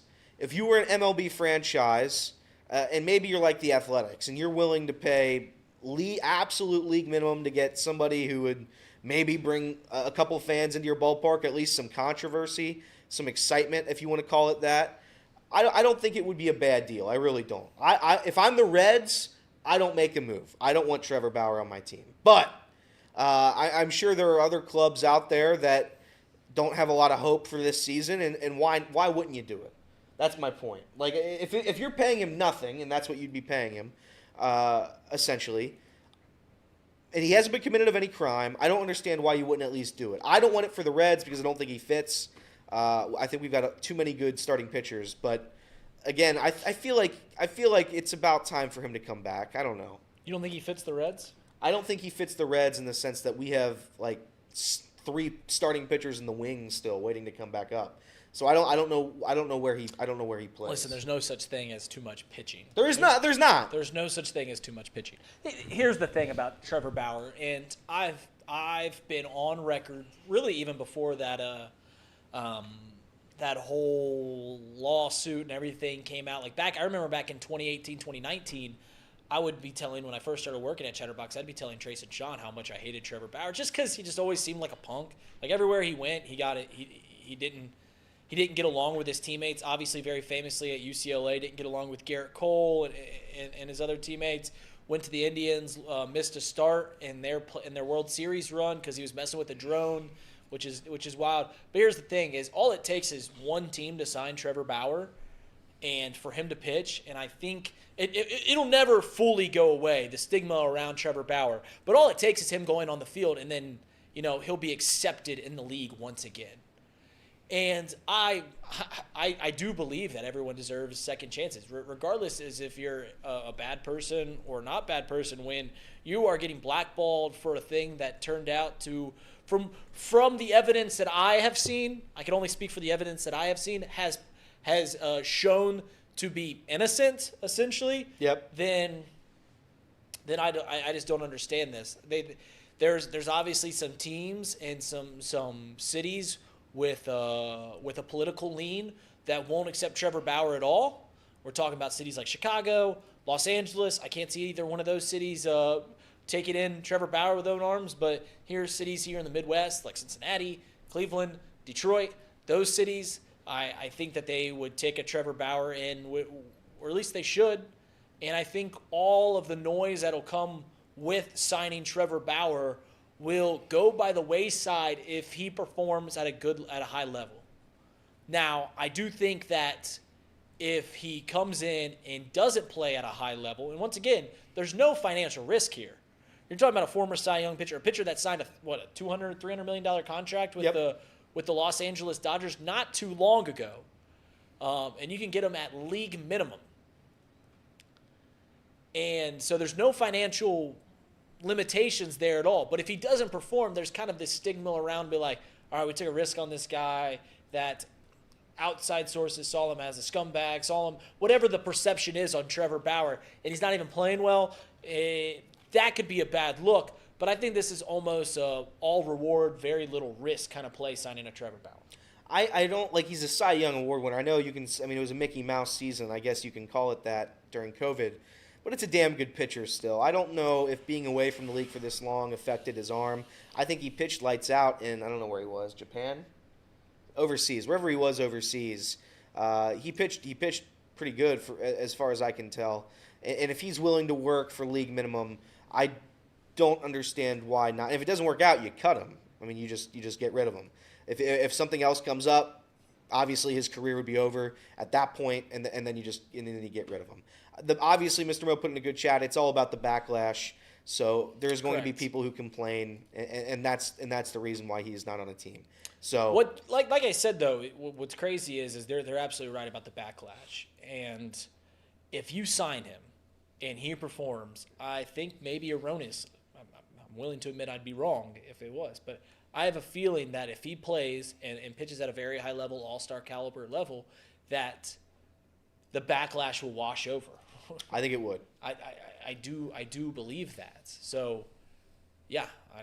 I mean, listen, I think there were clear issues in the clubhouse with Trevor Bauer, with various teammates, at least that have been reported, the ones that we know about. There have been various instances arguing with managers, arguing with players, so maybe that's a part of it too. Maybe there's GMs out there that talk with their guys like, hey, if we went out and got Bauer, is this a guy that would fit in this clubhouse? Maybe the players are speaking out against it. I don't know. But it does seem strange that for a crime that he was never proven to commit, I find it weird that he's still not in the league. But to each their own. Outside of him, though, there's a ton of other free agents that haven't been signed yet, and I don't understand why. We are in February 8th, pitchers and catchers report at the end of this month. I don't understand why Cody Bellinger has not been signed. Matt Chapman has not been signed. Blake Snell has not been signed. Jordan Montgomery has not been signed. Jorge Soler, JD Martinez, Tim Anderson have not been signed. Michael Taylor has not been signed. Tommy Pham, Gio Urshela. There's a ton of good talent left, and I don't quite understand how there's this much talent and nobody's signing them. Michael Taylor is another name that I think is a pretty interesting signing. I thought he had a decent year last year. But a couple of years ago, we saw the offseason go at a snail's pace. Yeah. This was when they were on strike, when the players were on strike, and we didn't know when the season was going to start. 2021 was that year, I believe, right? That's when the Reds traded away everyone. Or was it 2022? Right before 2022. Right before 2022. Right before 2022, they were on strike. We didn't know what the season, and that was the reason for this kind of slow off season. Now there's not an excuse, and I don't understand it. It used to be when free agents period started, winter meetings, right? All the GMs would get together, all the owners would get together. They'd meet in Nashville, they'd meet in Las Vegas, they'd meet wherever, and there'd be 40 deals a day, and earlier in the offseason, we were saying once Shohei Ohtani signs to a team, then it's all going to fold out. Once Yamamoto signs to a team, then it's all going to fold out. Once all these big names, the top of the free agent market signs, then you'll start to see the dominoes fall.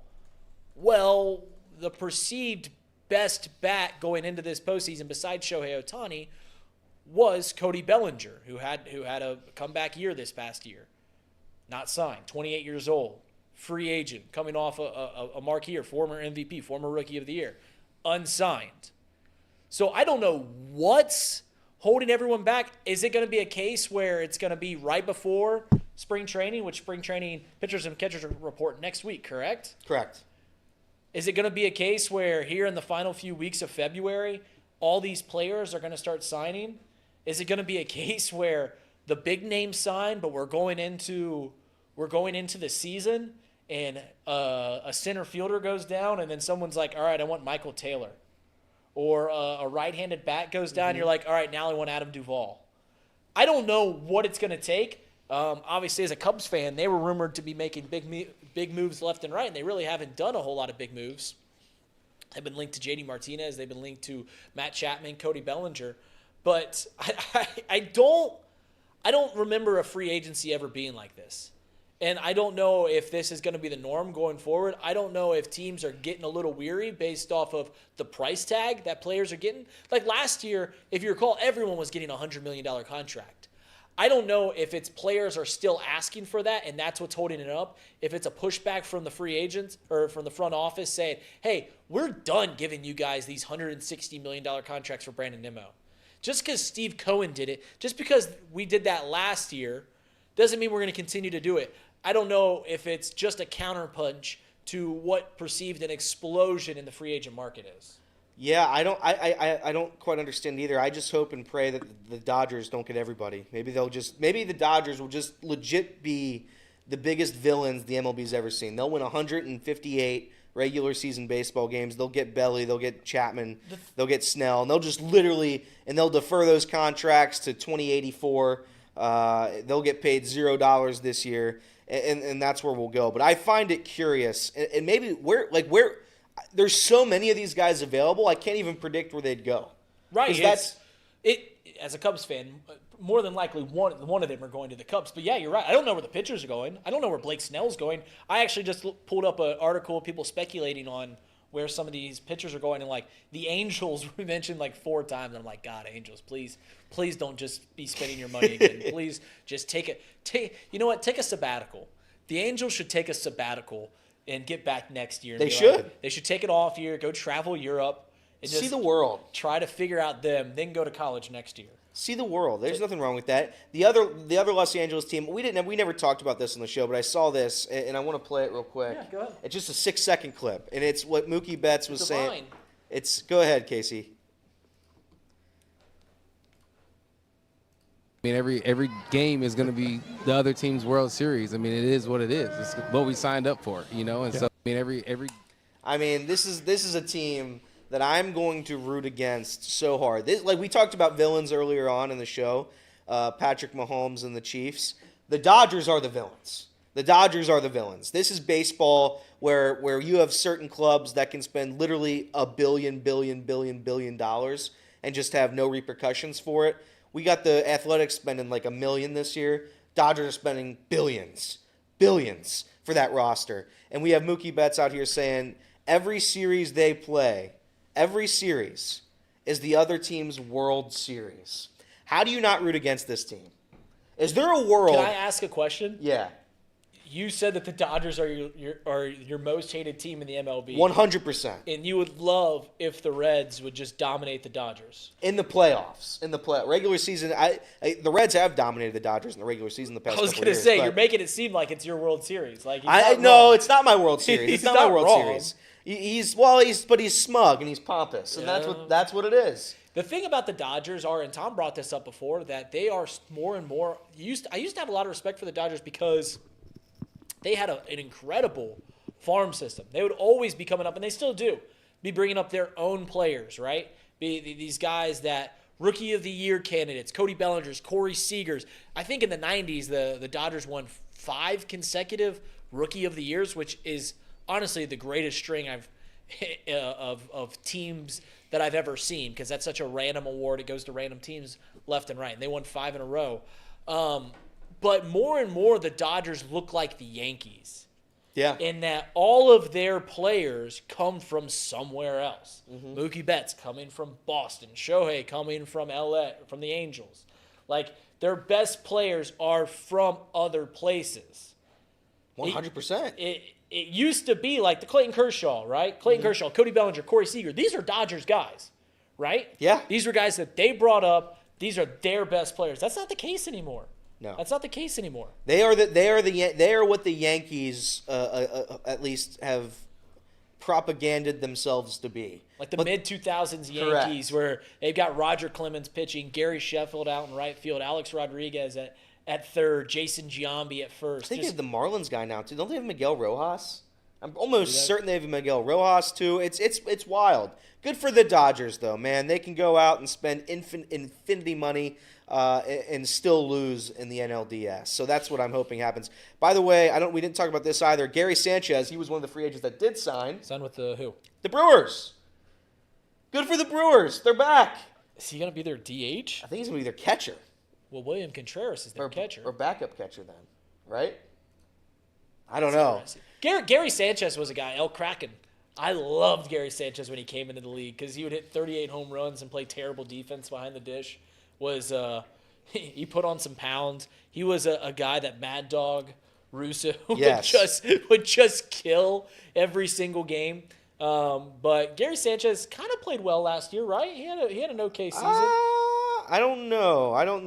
I've got a couple of I'm going to try to send a couple of these to Casey. Some of my favorite Gary Sanchez moments.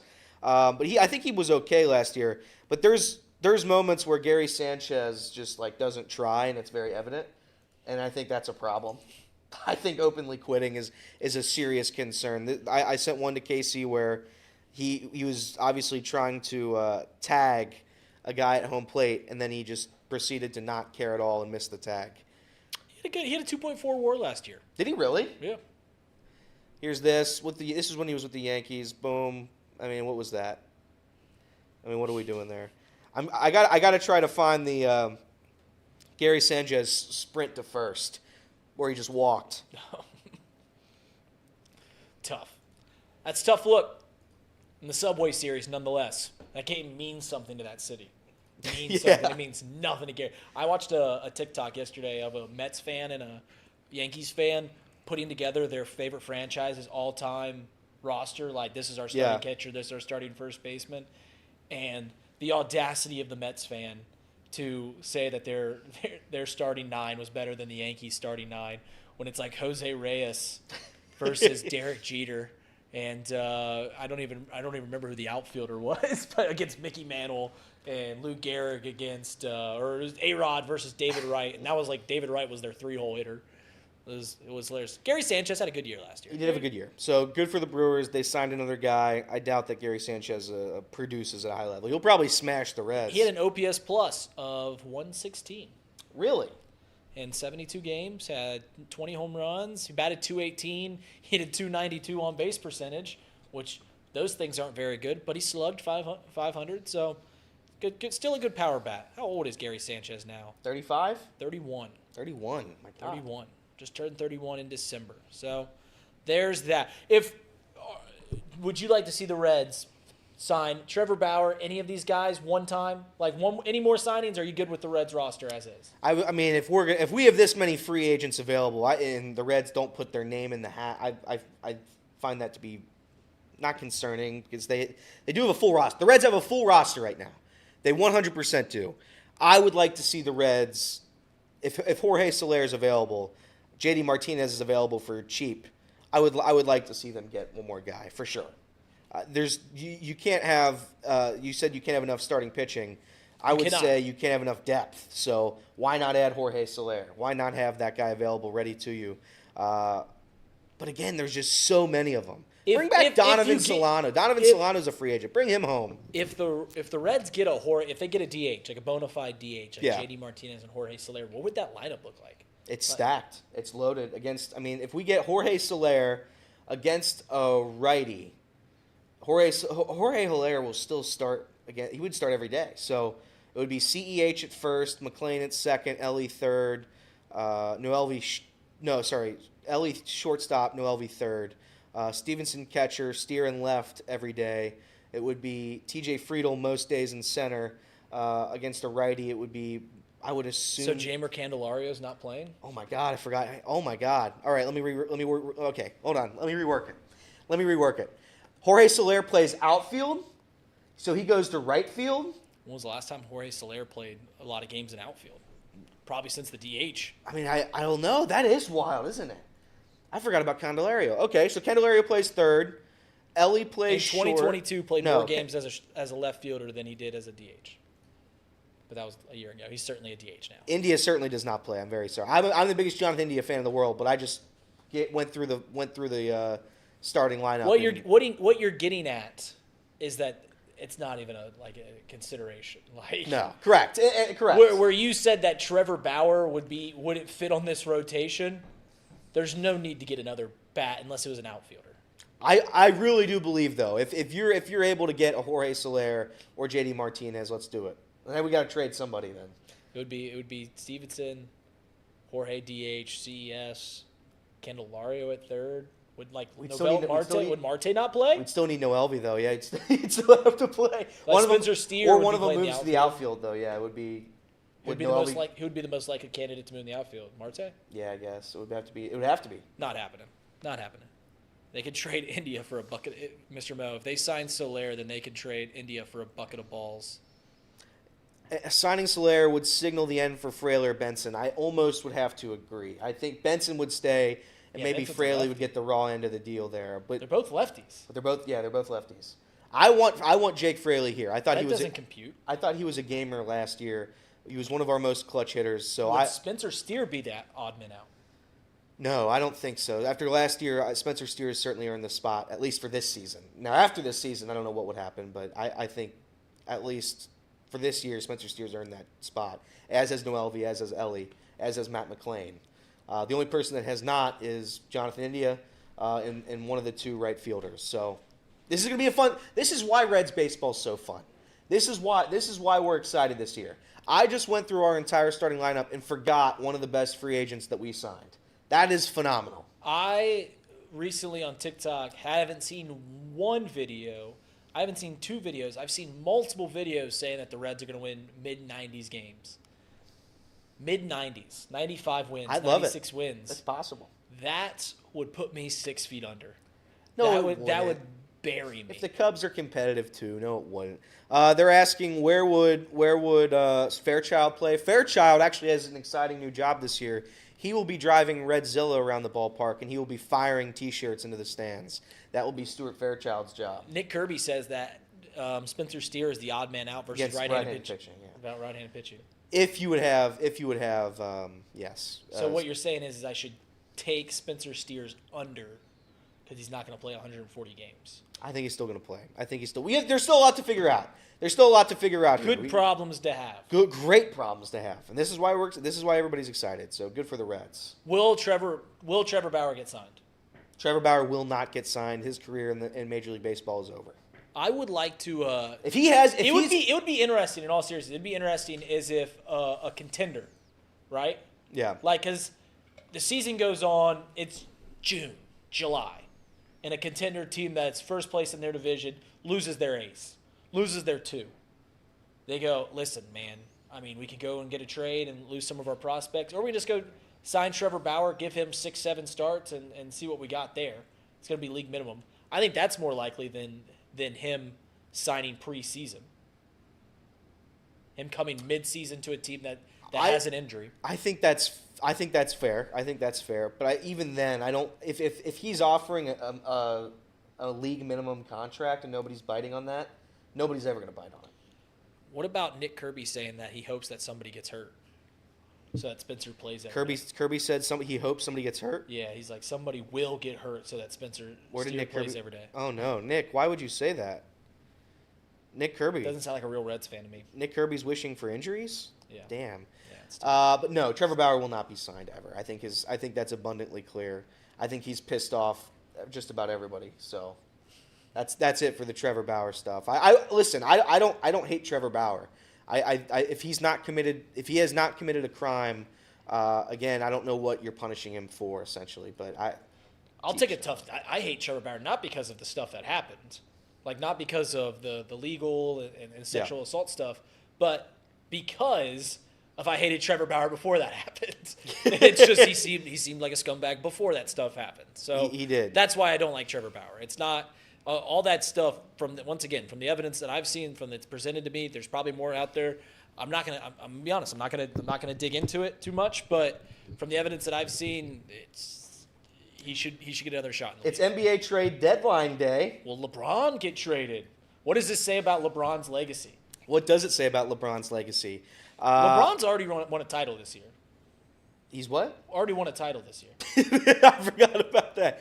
He won the mid-season classic.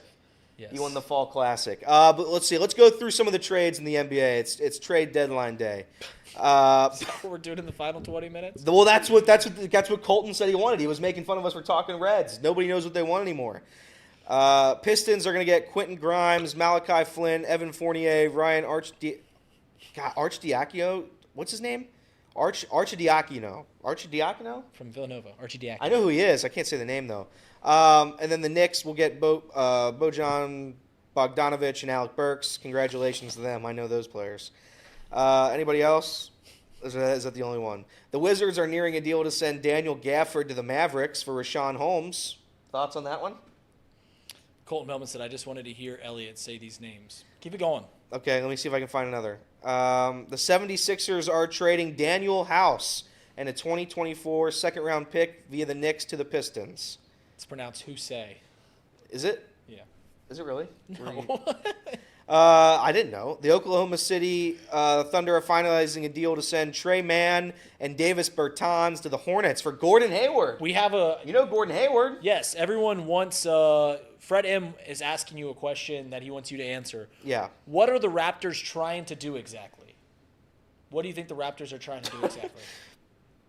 Interesting. Well, it's funny you should ask that because the Utah Jazz are finalizing a trade to send Kelly Olynyk and Ochai Agbaji to the Raptors for Kira Lewis, Otto Porter, and a 2024 round pick. So it does seem strange what the Raptors are doing up there in Toronto. I know. It doesn't make any sense. Is Vince Carter still playing for them? Or No? All right. No. Well, I think with the Raptors, I think it's sad what's happening to the Raptors. They lost Pascal Siakam, too. So, unfortunately, I believe their season's over. But it's actually not over because in the NBA, I think half the league gets into the postseason. More than half. I think 20 teams get in. Anybody else? Oh, the Indiana Pacers trading Buddy Hield to the Sixers for Marcus Morris. How about that? Hield was a Jayhawk? Sure. The Timberwolves are sending 20... this is preposterous. The Timberwolves are sending a 2030 second-round pick to the Pistons with Shake Milton and Troy Brown as part of the deal for Monty Morris. Oklahoma. I knew it was Big 12. This is like what we did in our Madden simulation. We're trading 2030 round picks. The Celtics are landing Grizzlies Xavier Tillman for 2 second-round picks. Anybody else? Colton Melman says the Raptors are gathering all the Canadian basketball players, Kelly Olynyk and R.J. Barrett. They're trying to bring Canada home. So will they sign Steve Nash and Joey Votto to round out their starting 5? I think they will. Reed, why don't you read this one for me? No. The Utah Jazz are trading Simone Fontecchio to the Detroit Pistons for a 2024 second-round pick, sources tell ESPN. Anybody else? Casey, what do you think the Raptors are doing? I think they're tanking is what Casey, I think they're thoughts? doing. I think the Raptors are tanking is what I think they're doing. That's all I can say. They're not very good this year, are they? No, they're very bad. They're very bad this year. And they've traded away all their players. Yeah, they're tanking to try to rebuild. That's basically the gist of that. Hopefully they rebuild with their 2050 round pick. That'll help them. I hope so. But yeah, listen, the NBA trade deadline day, it's almost become, I used to love the NBA trade deadline day, don't get me wrong.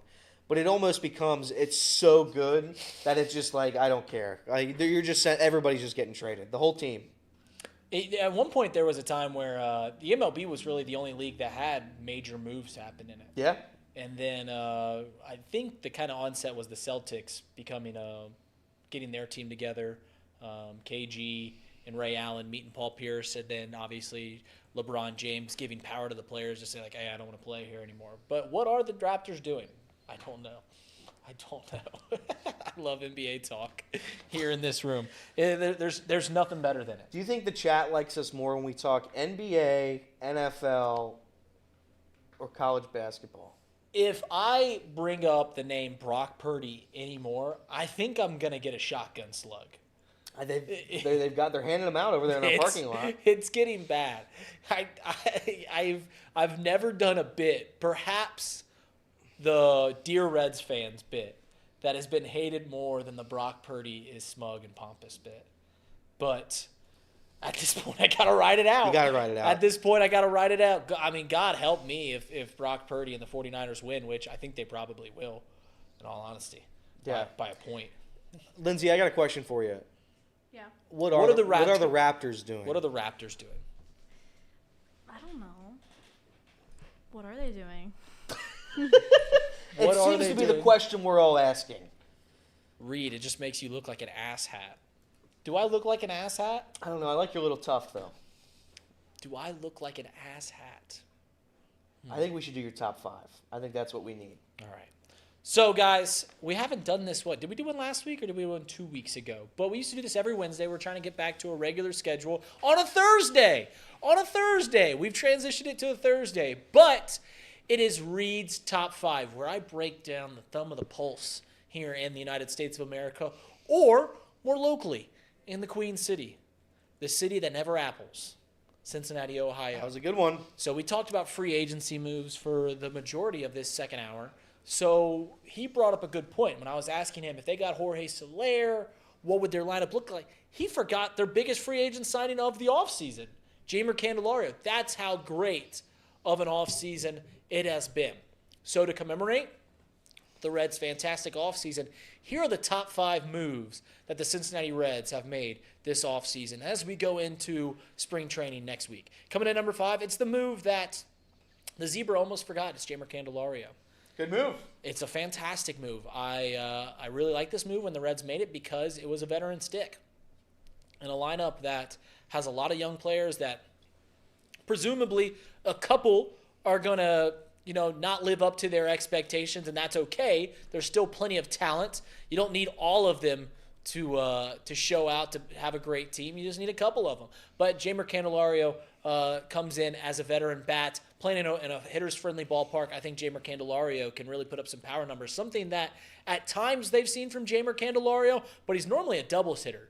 If he would have been playing at Great American Ballpark, his home run numbers would be way up. He played instead at Comerica, which is the biggest park in the country.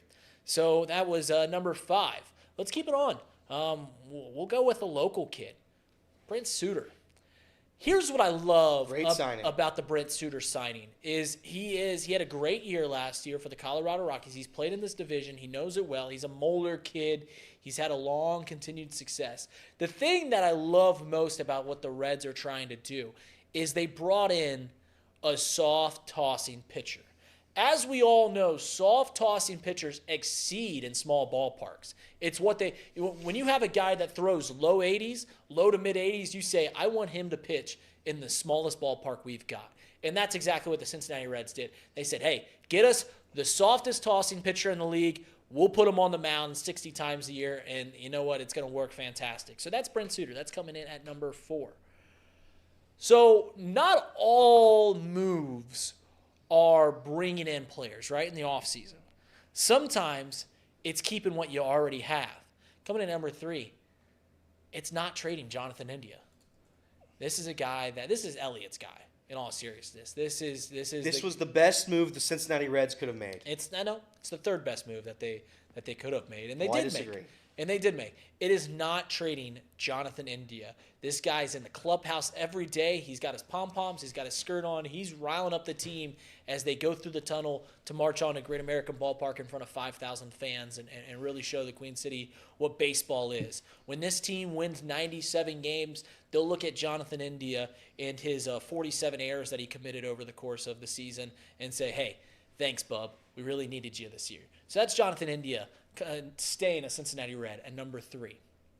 Coming in at number 2, this team has so much talent in the infield. So much talent. We're talking Matt McClain. We're talking Ellie De La Cruz, Noelvi Marte, just to name the 3 young guys. And then you bring in a veteran bat like Jeimer Candelario. You got Jonathan India, who I know some people think he's going to play in the outfield, but he was a Rookie of the Year, second baseman. CES playing first. And what did they do to help bolster even more depth? The Castellanis, they sent out and said, hey, fans, what would you like us, who would you like to see us sign? They sent that out back in 2015, and what came back was Josh Harrison. So it came about 9 years too late, but they got Josh Harrison in a Cincinnati Reds uniform. So congratulations to Nick Krall. He is showing once again the entire Major League Baseball why he is the best executive in the game, signing Josh Harrison, who is in the prime of his career. So congratulations to the Reds. They've got a surefire all-star and Josh Harrison. So we talked about Josh Harrison. Everyone knows that was the best move. They didn't trade Jonathan India. They brought in Jamer Candelario. They brought in a soft-tossing lefty and Brent Suter to play at Great American Ballpark. And they said, what do we have here in Cincinnati? Yes, we have one of, if not the most hitter-friendly ballparks in America. This is a place where pitchers come to shine. We need to get a guy who really didn't have a good last year. He didn't have a year at all last year, and that's Frankie Montas. Frankie Montas is such a great signing for the Reds because he gets to bet on himself. He gets to come and pitch major league games for fans of 3,000 to 4,000 fans nightly.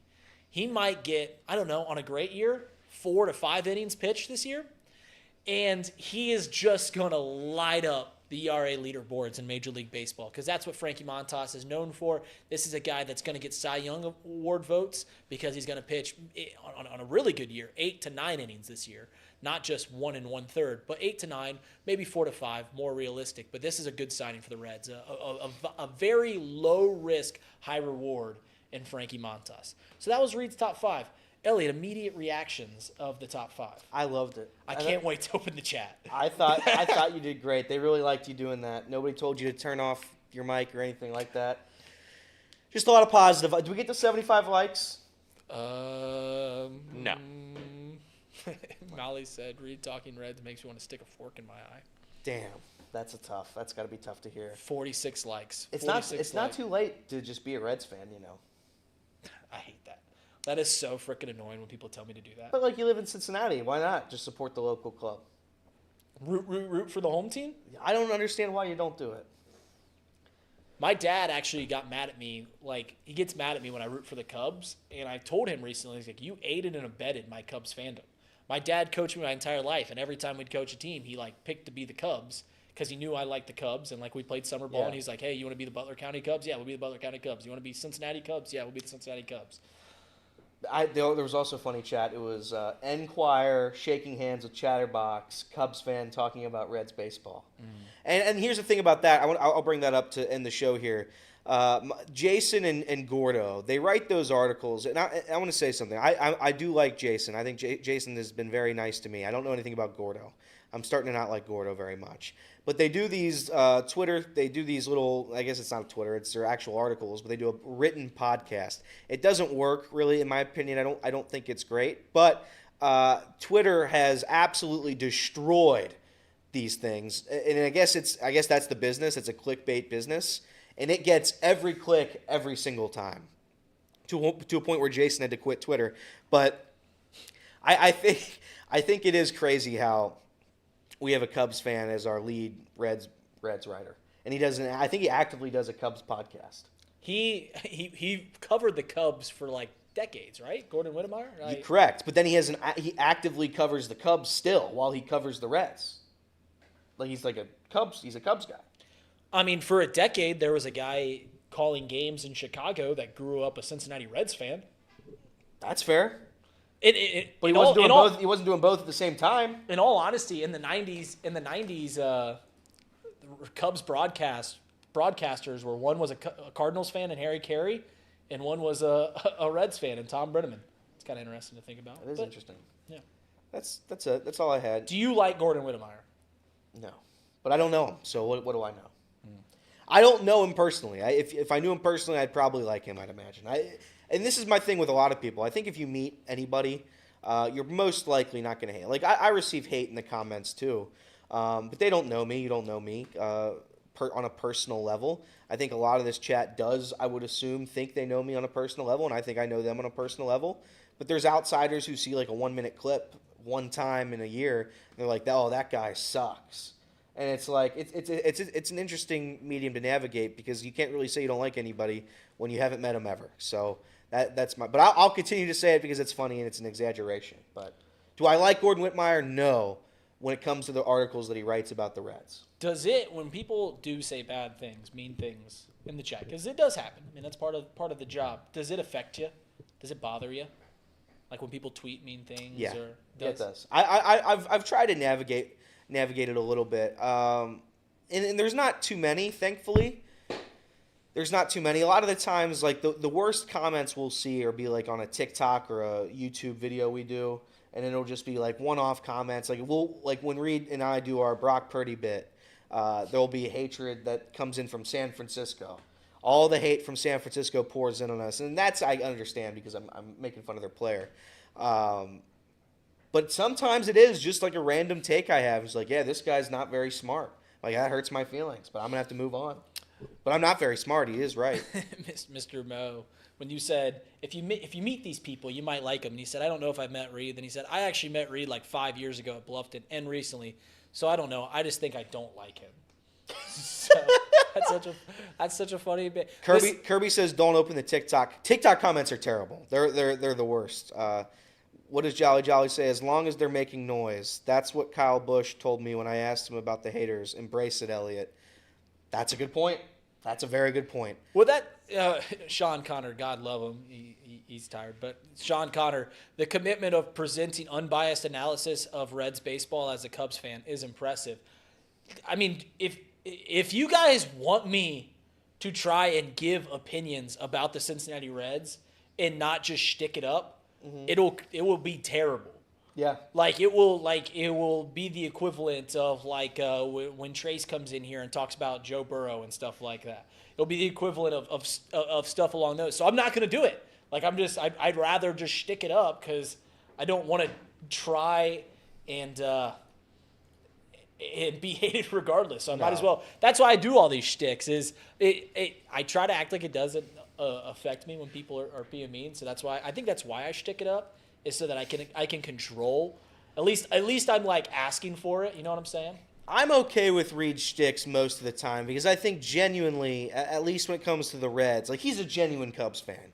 Like if he was a fake Cubs fan, he never watched he watches every Cubs game. You think I'm a fake Xavier fan? I think he's a fake Xavier fan. I think this guy doesn't care about Xavier. So when he endlessly makes fun of UC, endlessly on Twitter, no matter what UC does, he'll make fun of him. And I think that's just he'll root for Xavier, but he just hates UC. Like that's his fandom. Oh no, that's not it at all. I think it is, and that's why his trolling of the Reds doesn't get on my nerves because I think it genuinely comes from a place of a Cubs fan who's just trying to be silly. I think he's just a hater on UC. I think he just hates UC. That's not it. I think you try to upset people. I think you try to upset people. I like Xavier. They're clearly my third favorite team. I clearly like the Cubs and the Bengals way more than I like Xavier. I sit down and I watch every Xavier game after the new year, after the Bengals are done. I'm not going to sit down and admittedly watch them play Oakland or Delaware. I should have. So you didn't watch them play Oakland or Delaware. Some are saying that's why they lost. Could be. I'm not going to ever do the recruiting stuff. I will never, ever do the who did we get in recruiting. I know that's part of being a college sports fan. I will never do it. I'm just telling you that. I won't care. I'll just, when it's time to start the season, who do we got this year? Who are our guys? That's right. And do I pronounce all their names right? No. What was the one I said today? You tried your best, though. I forget which one you said. But look, we're all fans. And listen, we love you all. No matter like Christopher was spewing some hate a little bit. That's okay. We love everybody in the chat. Thank you for watching our show. And I think that's going to do it for today. Unless you have anything to add. Big love, Reed. I do not like you when you talk about the Reds. Hey, listen, we got a long 7 months, so go ahead and buckle in. Good luck, baby. Strap in. Good luck, baby. It's not gonna get any better. So every once in a while, I might actually give a take, but most of the time, it's gonna be me sitting over here quiet, waiting to talk about the Bengals stuff. This has been Off the Bench. We thank you very much, everybody. Please, we know you have questions.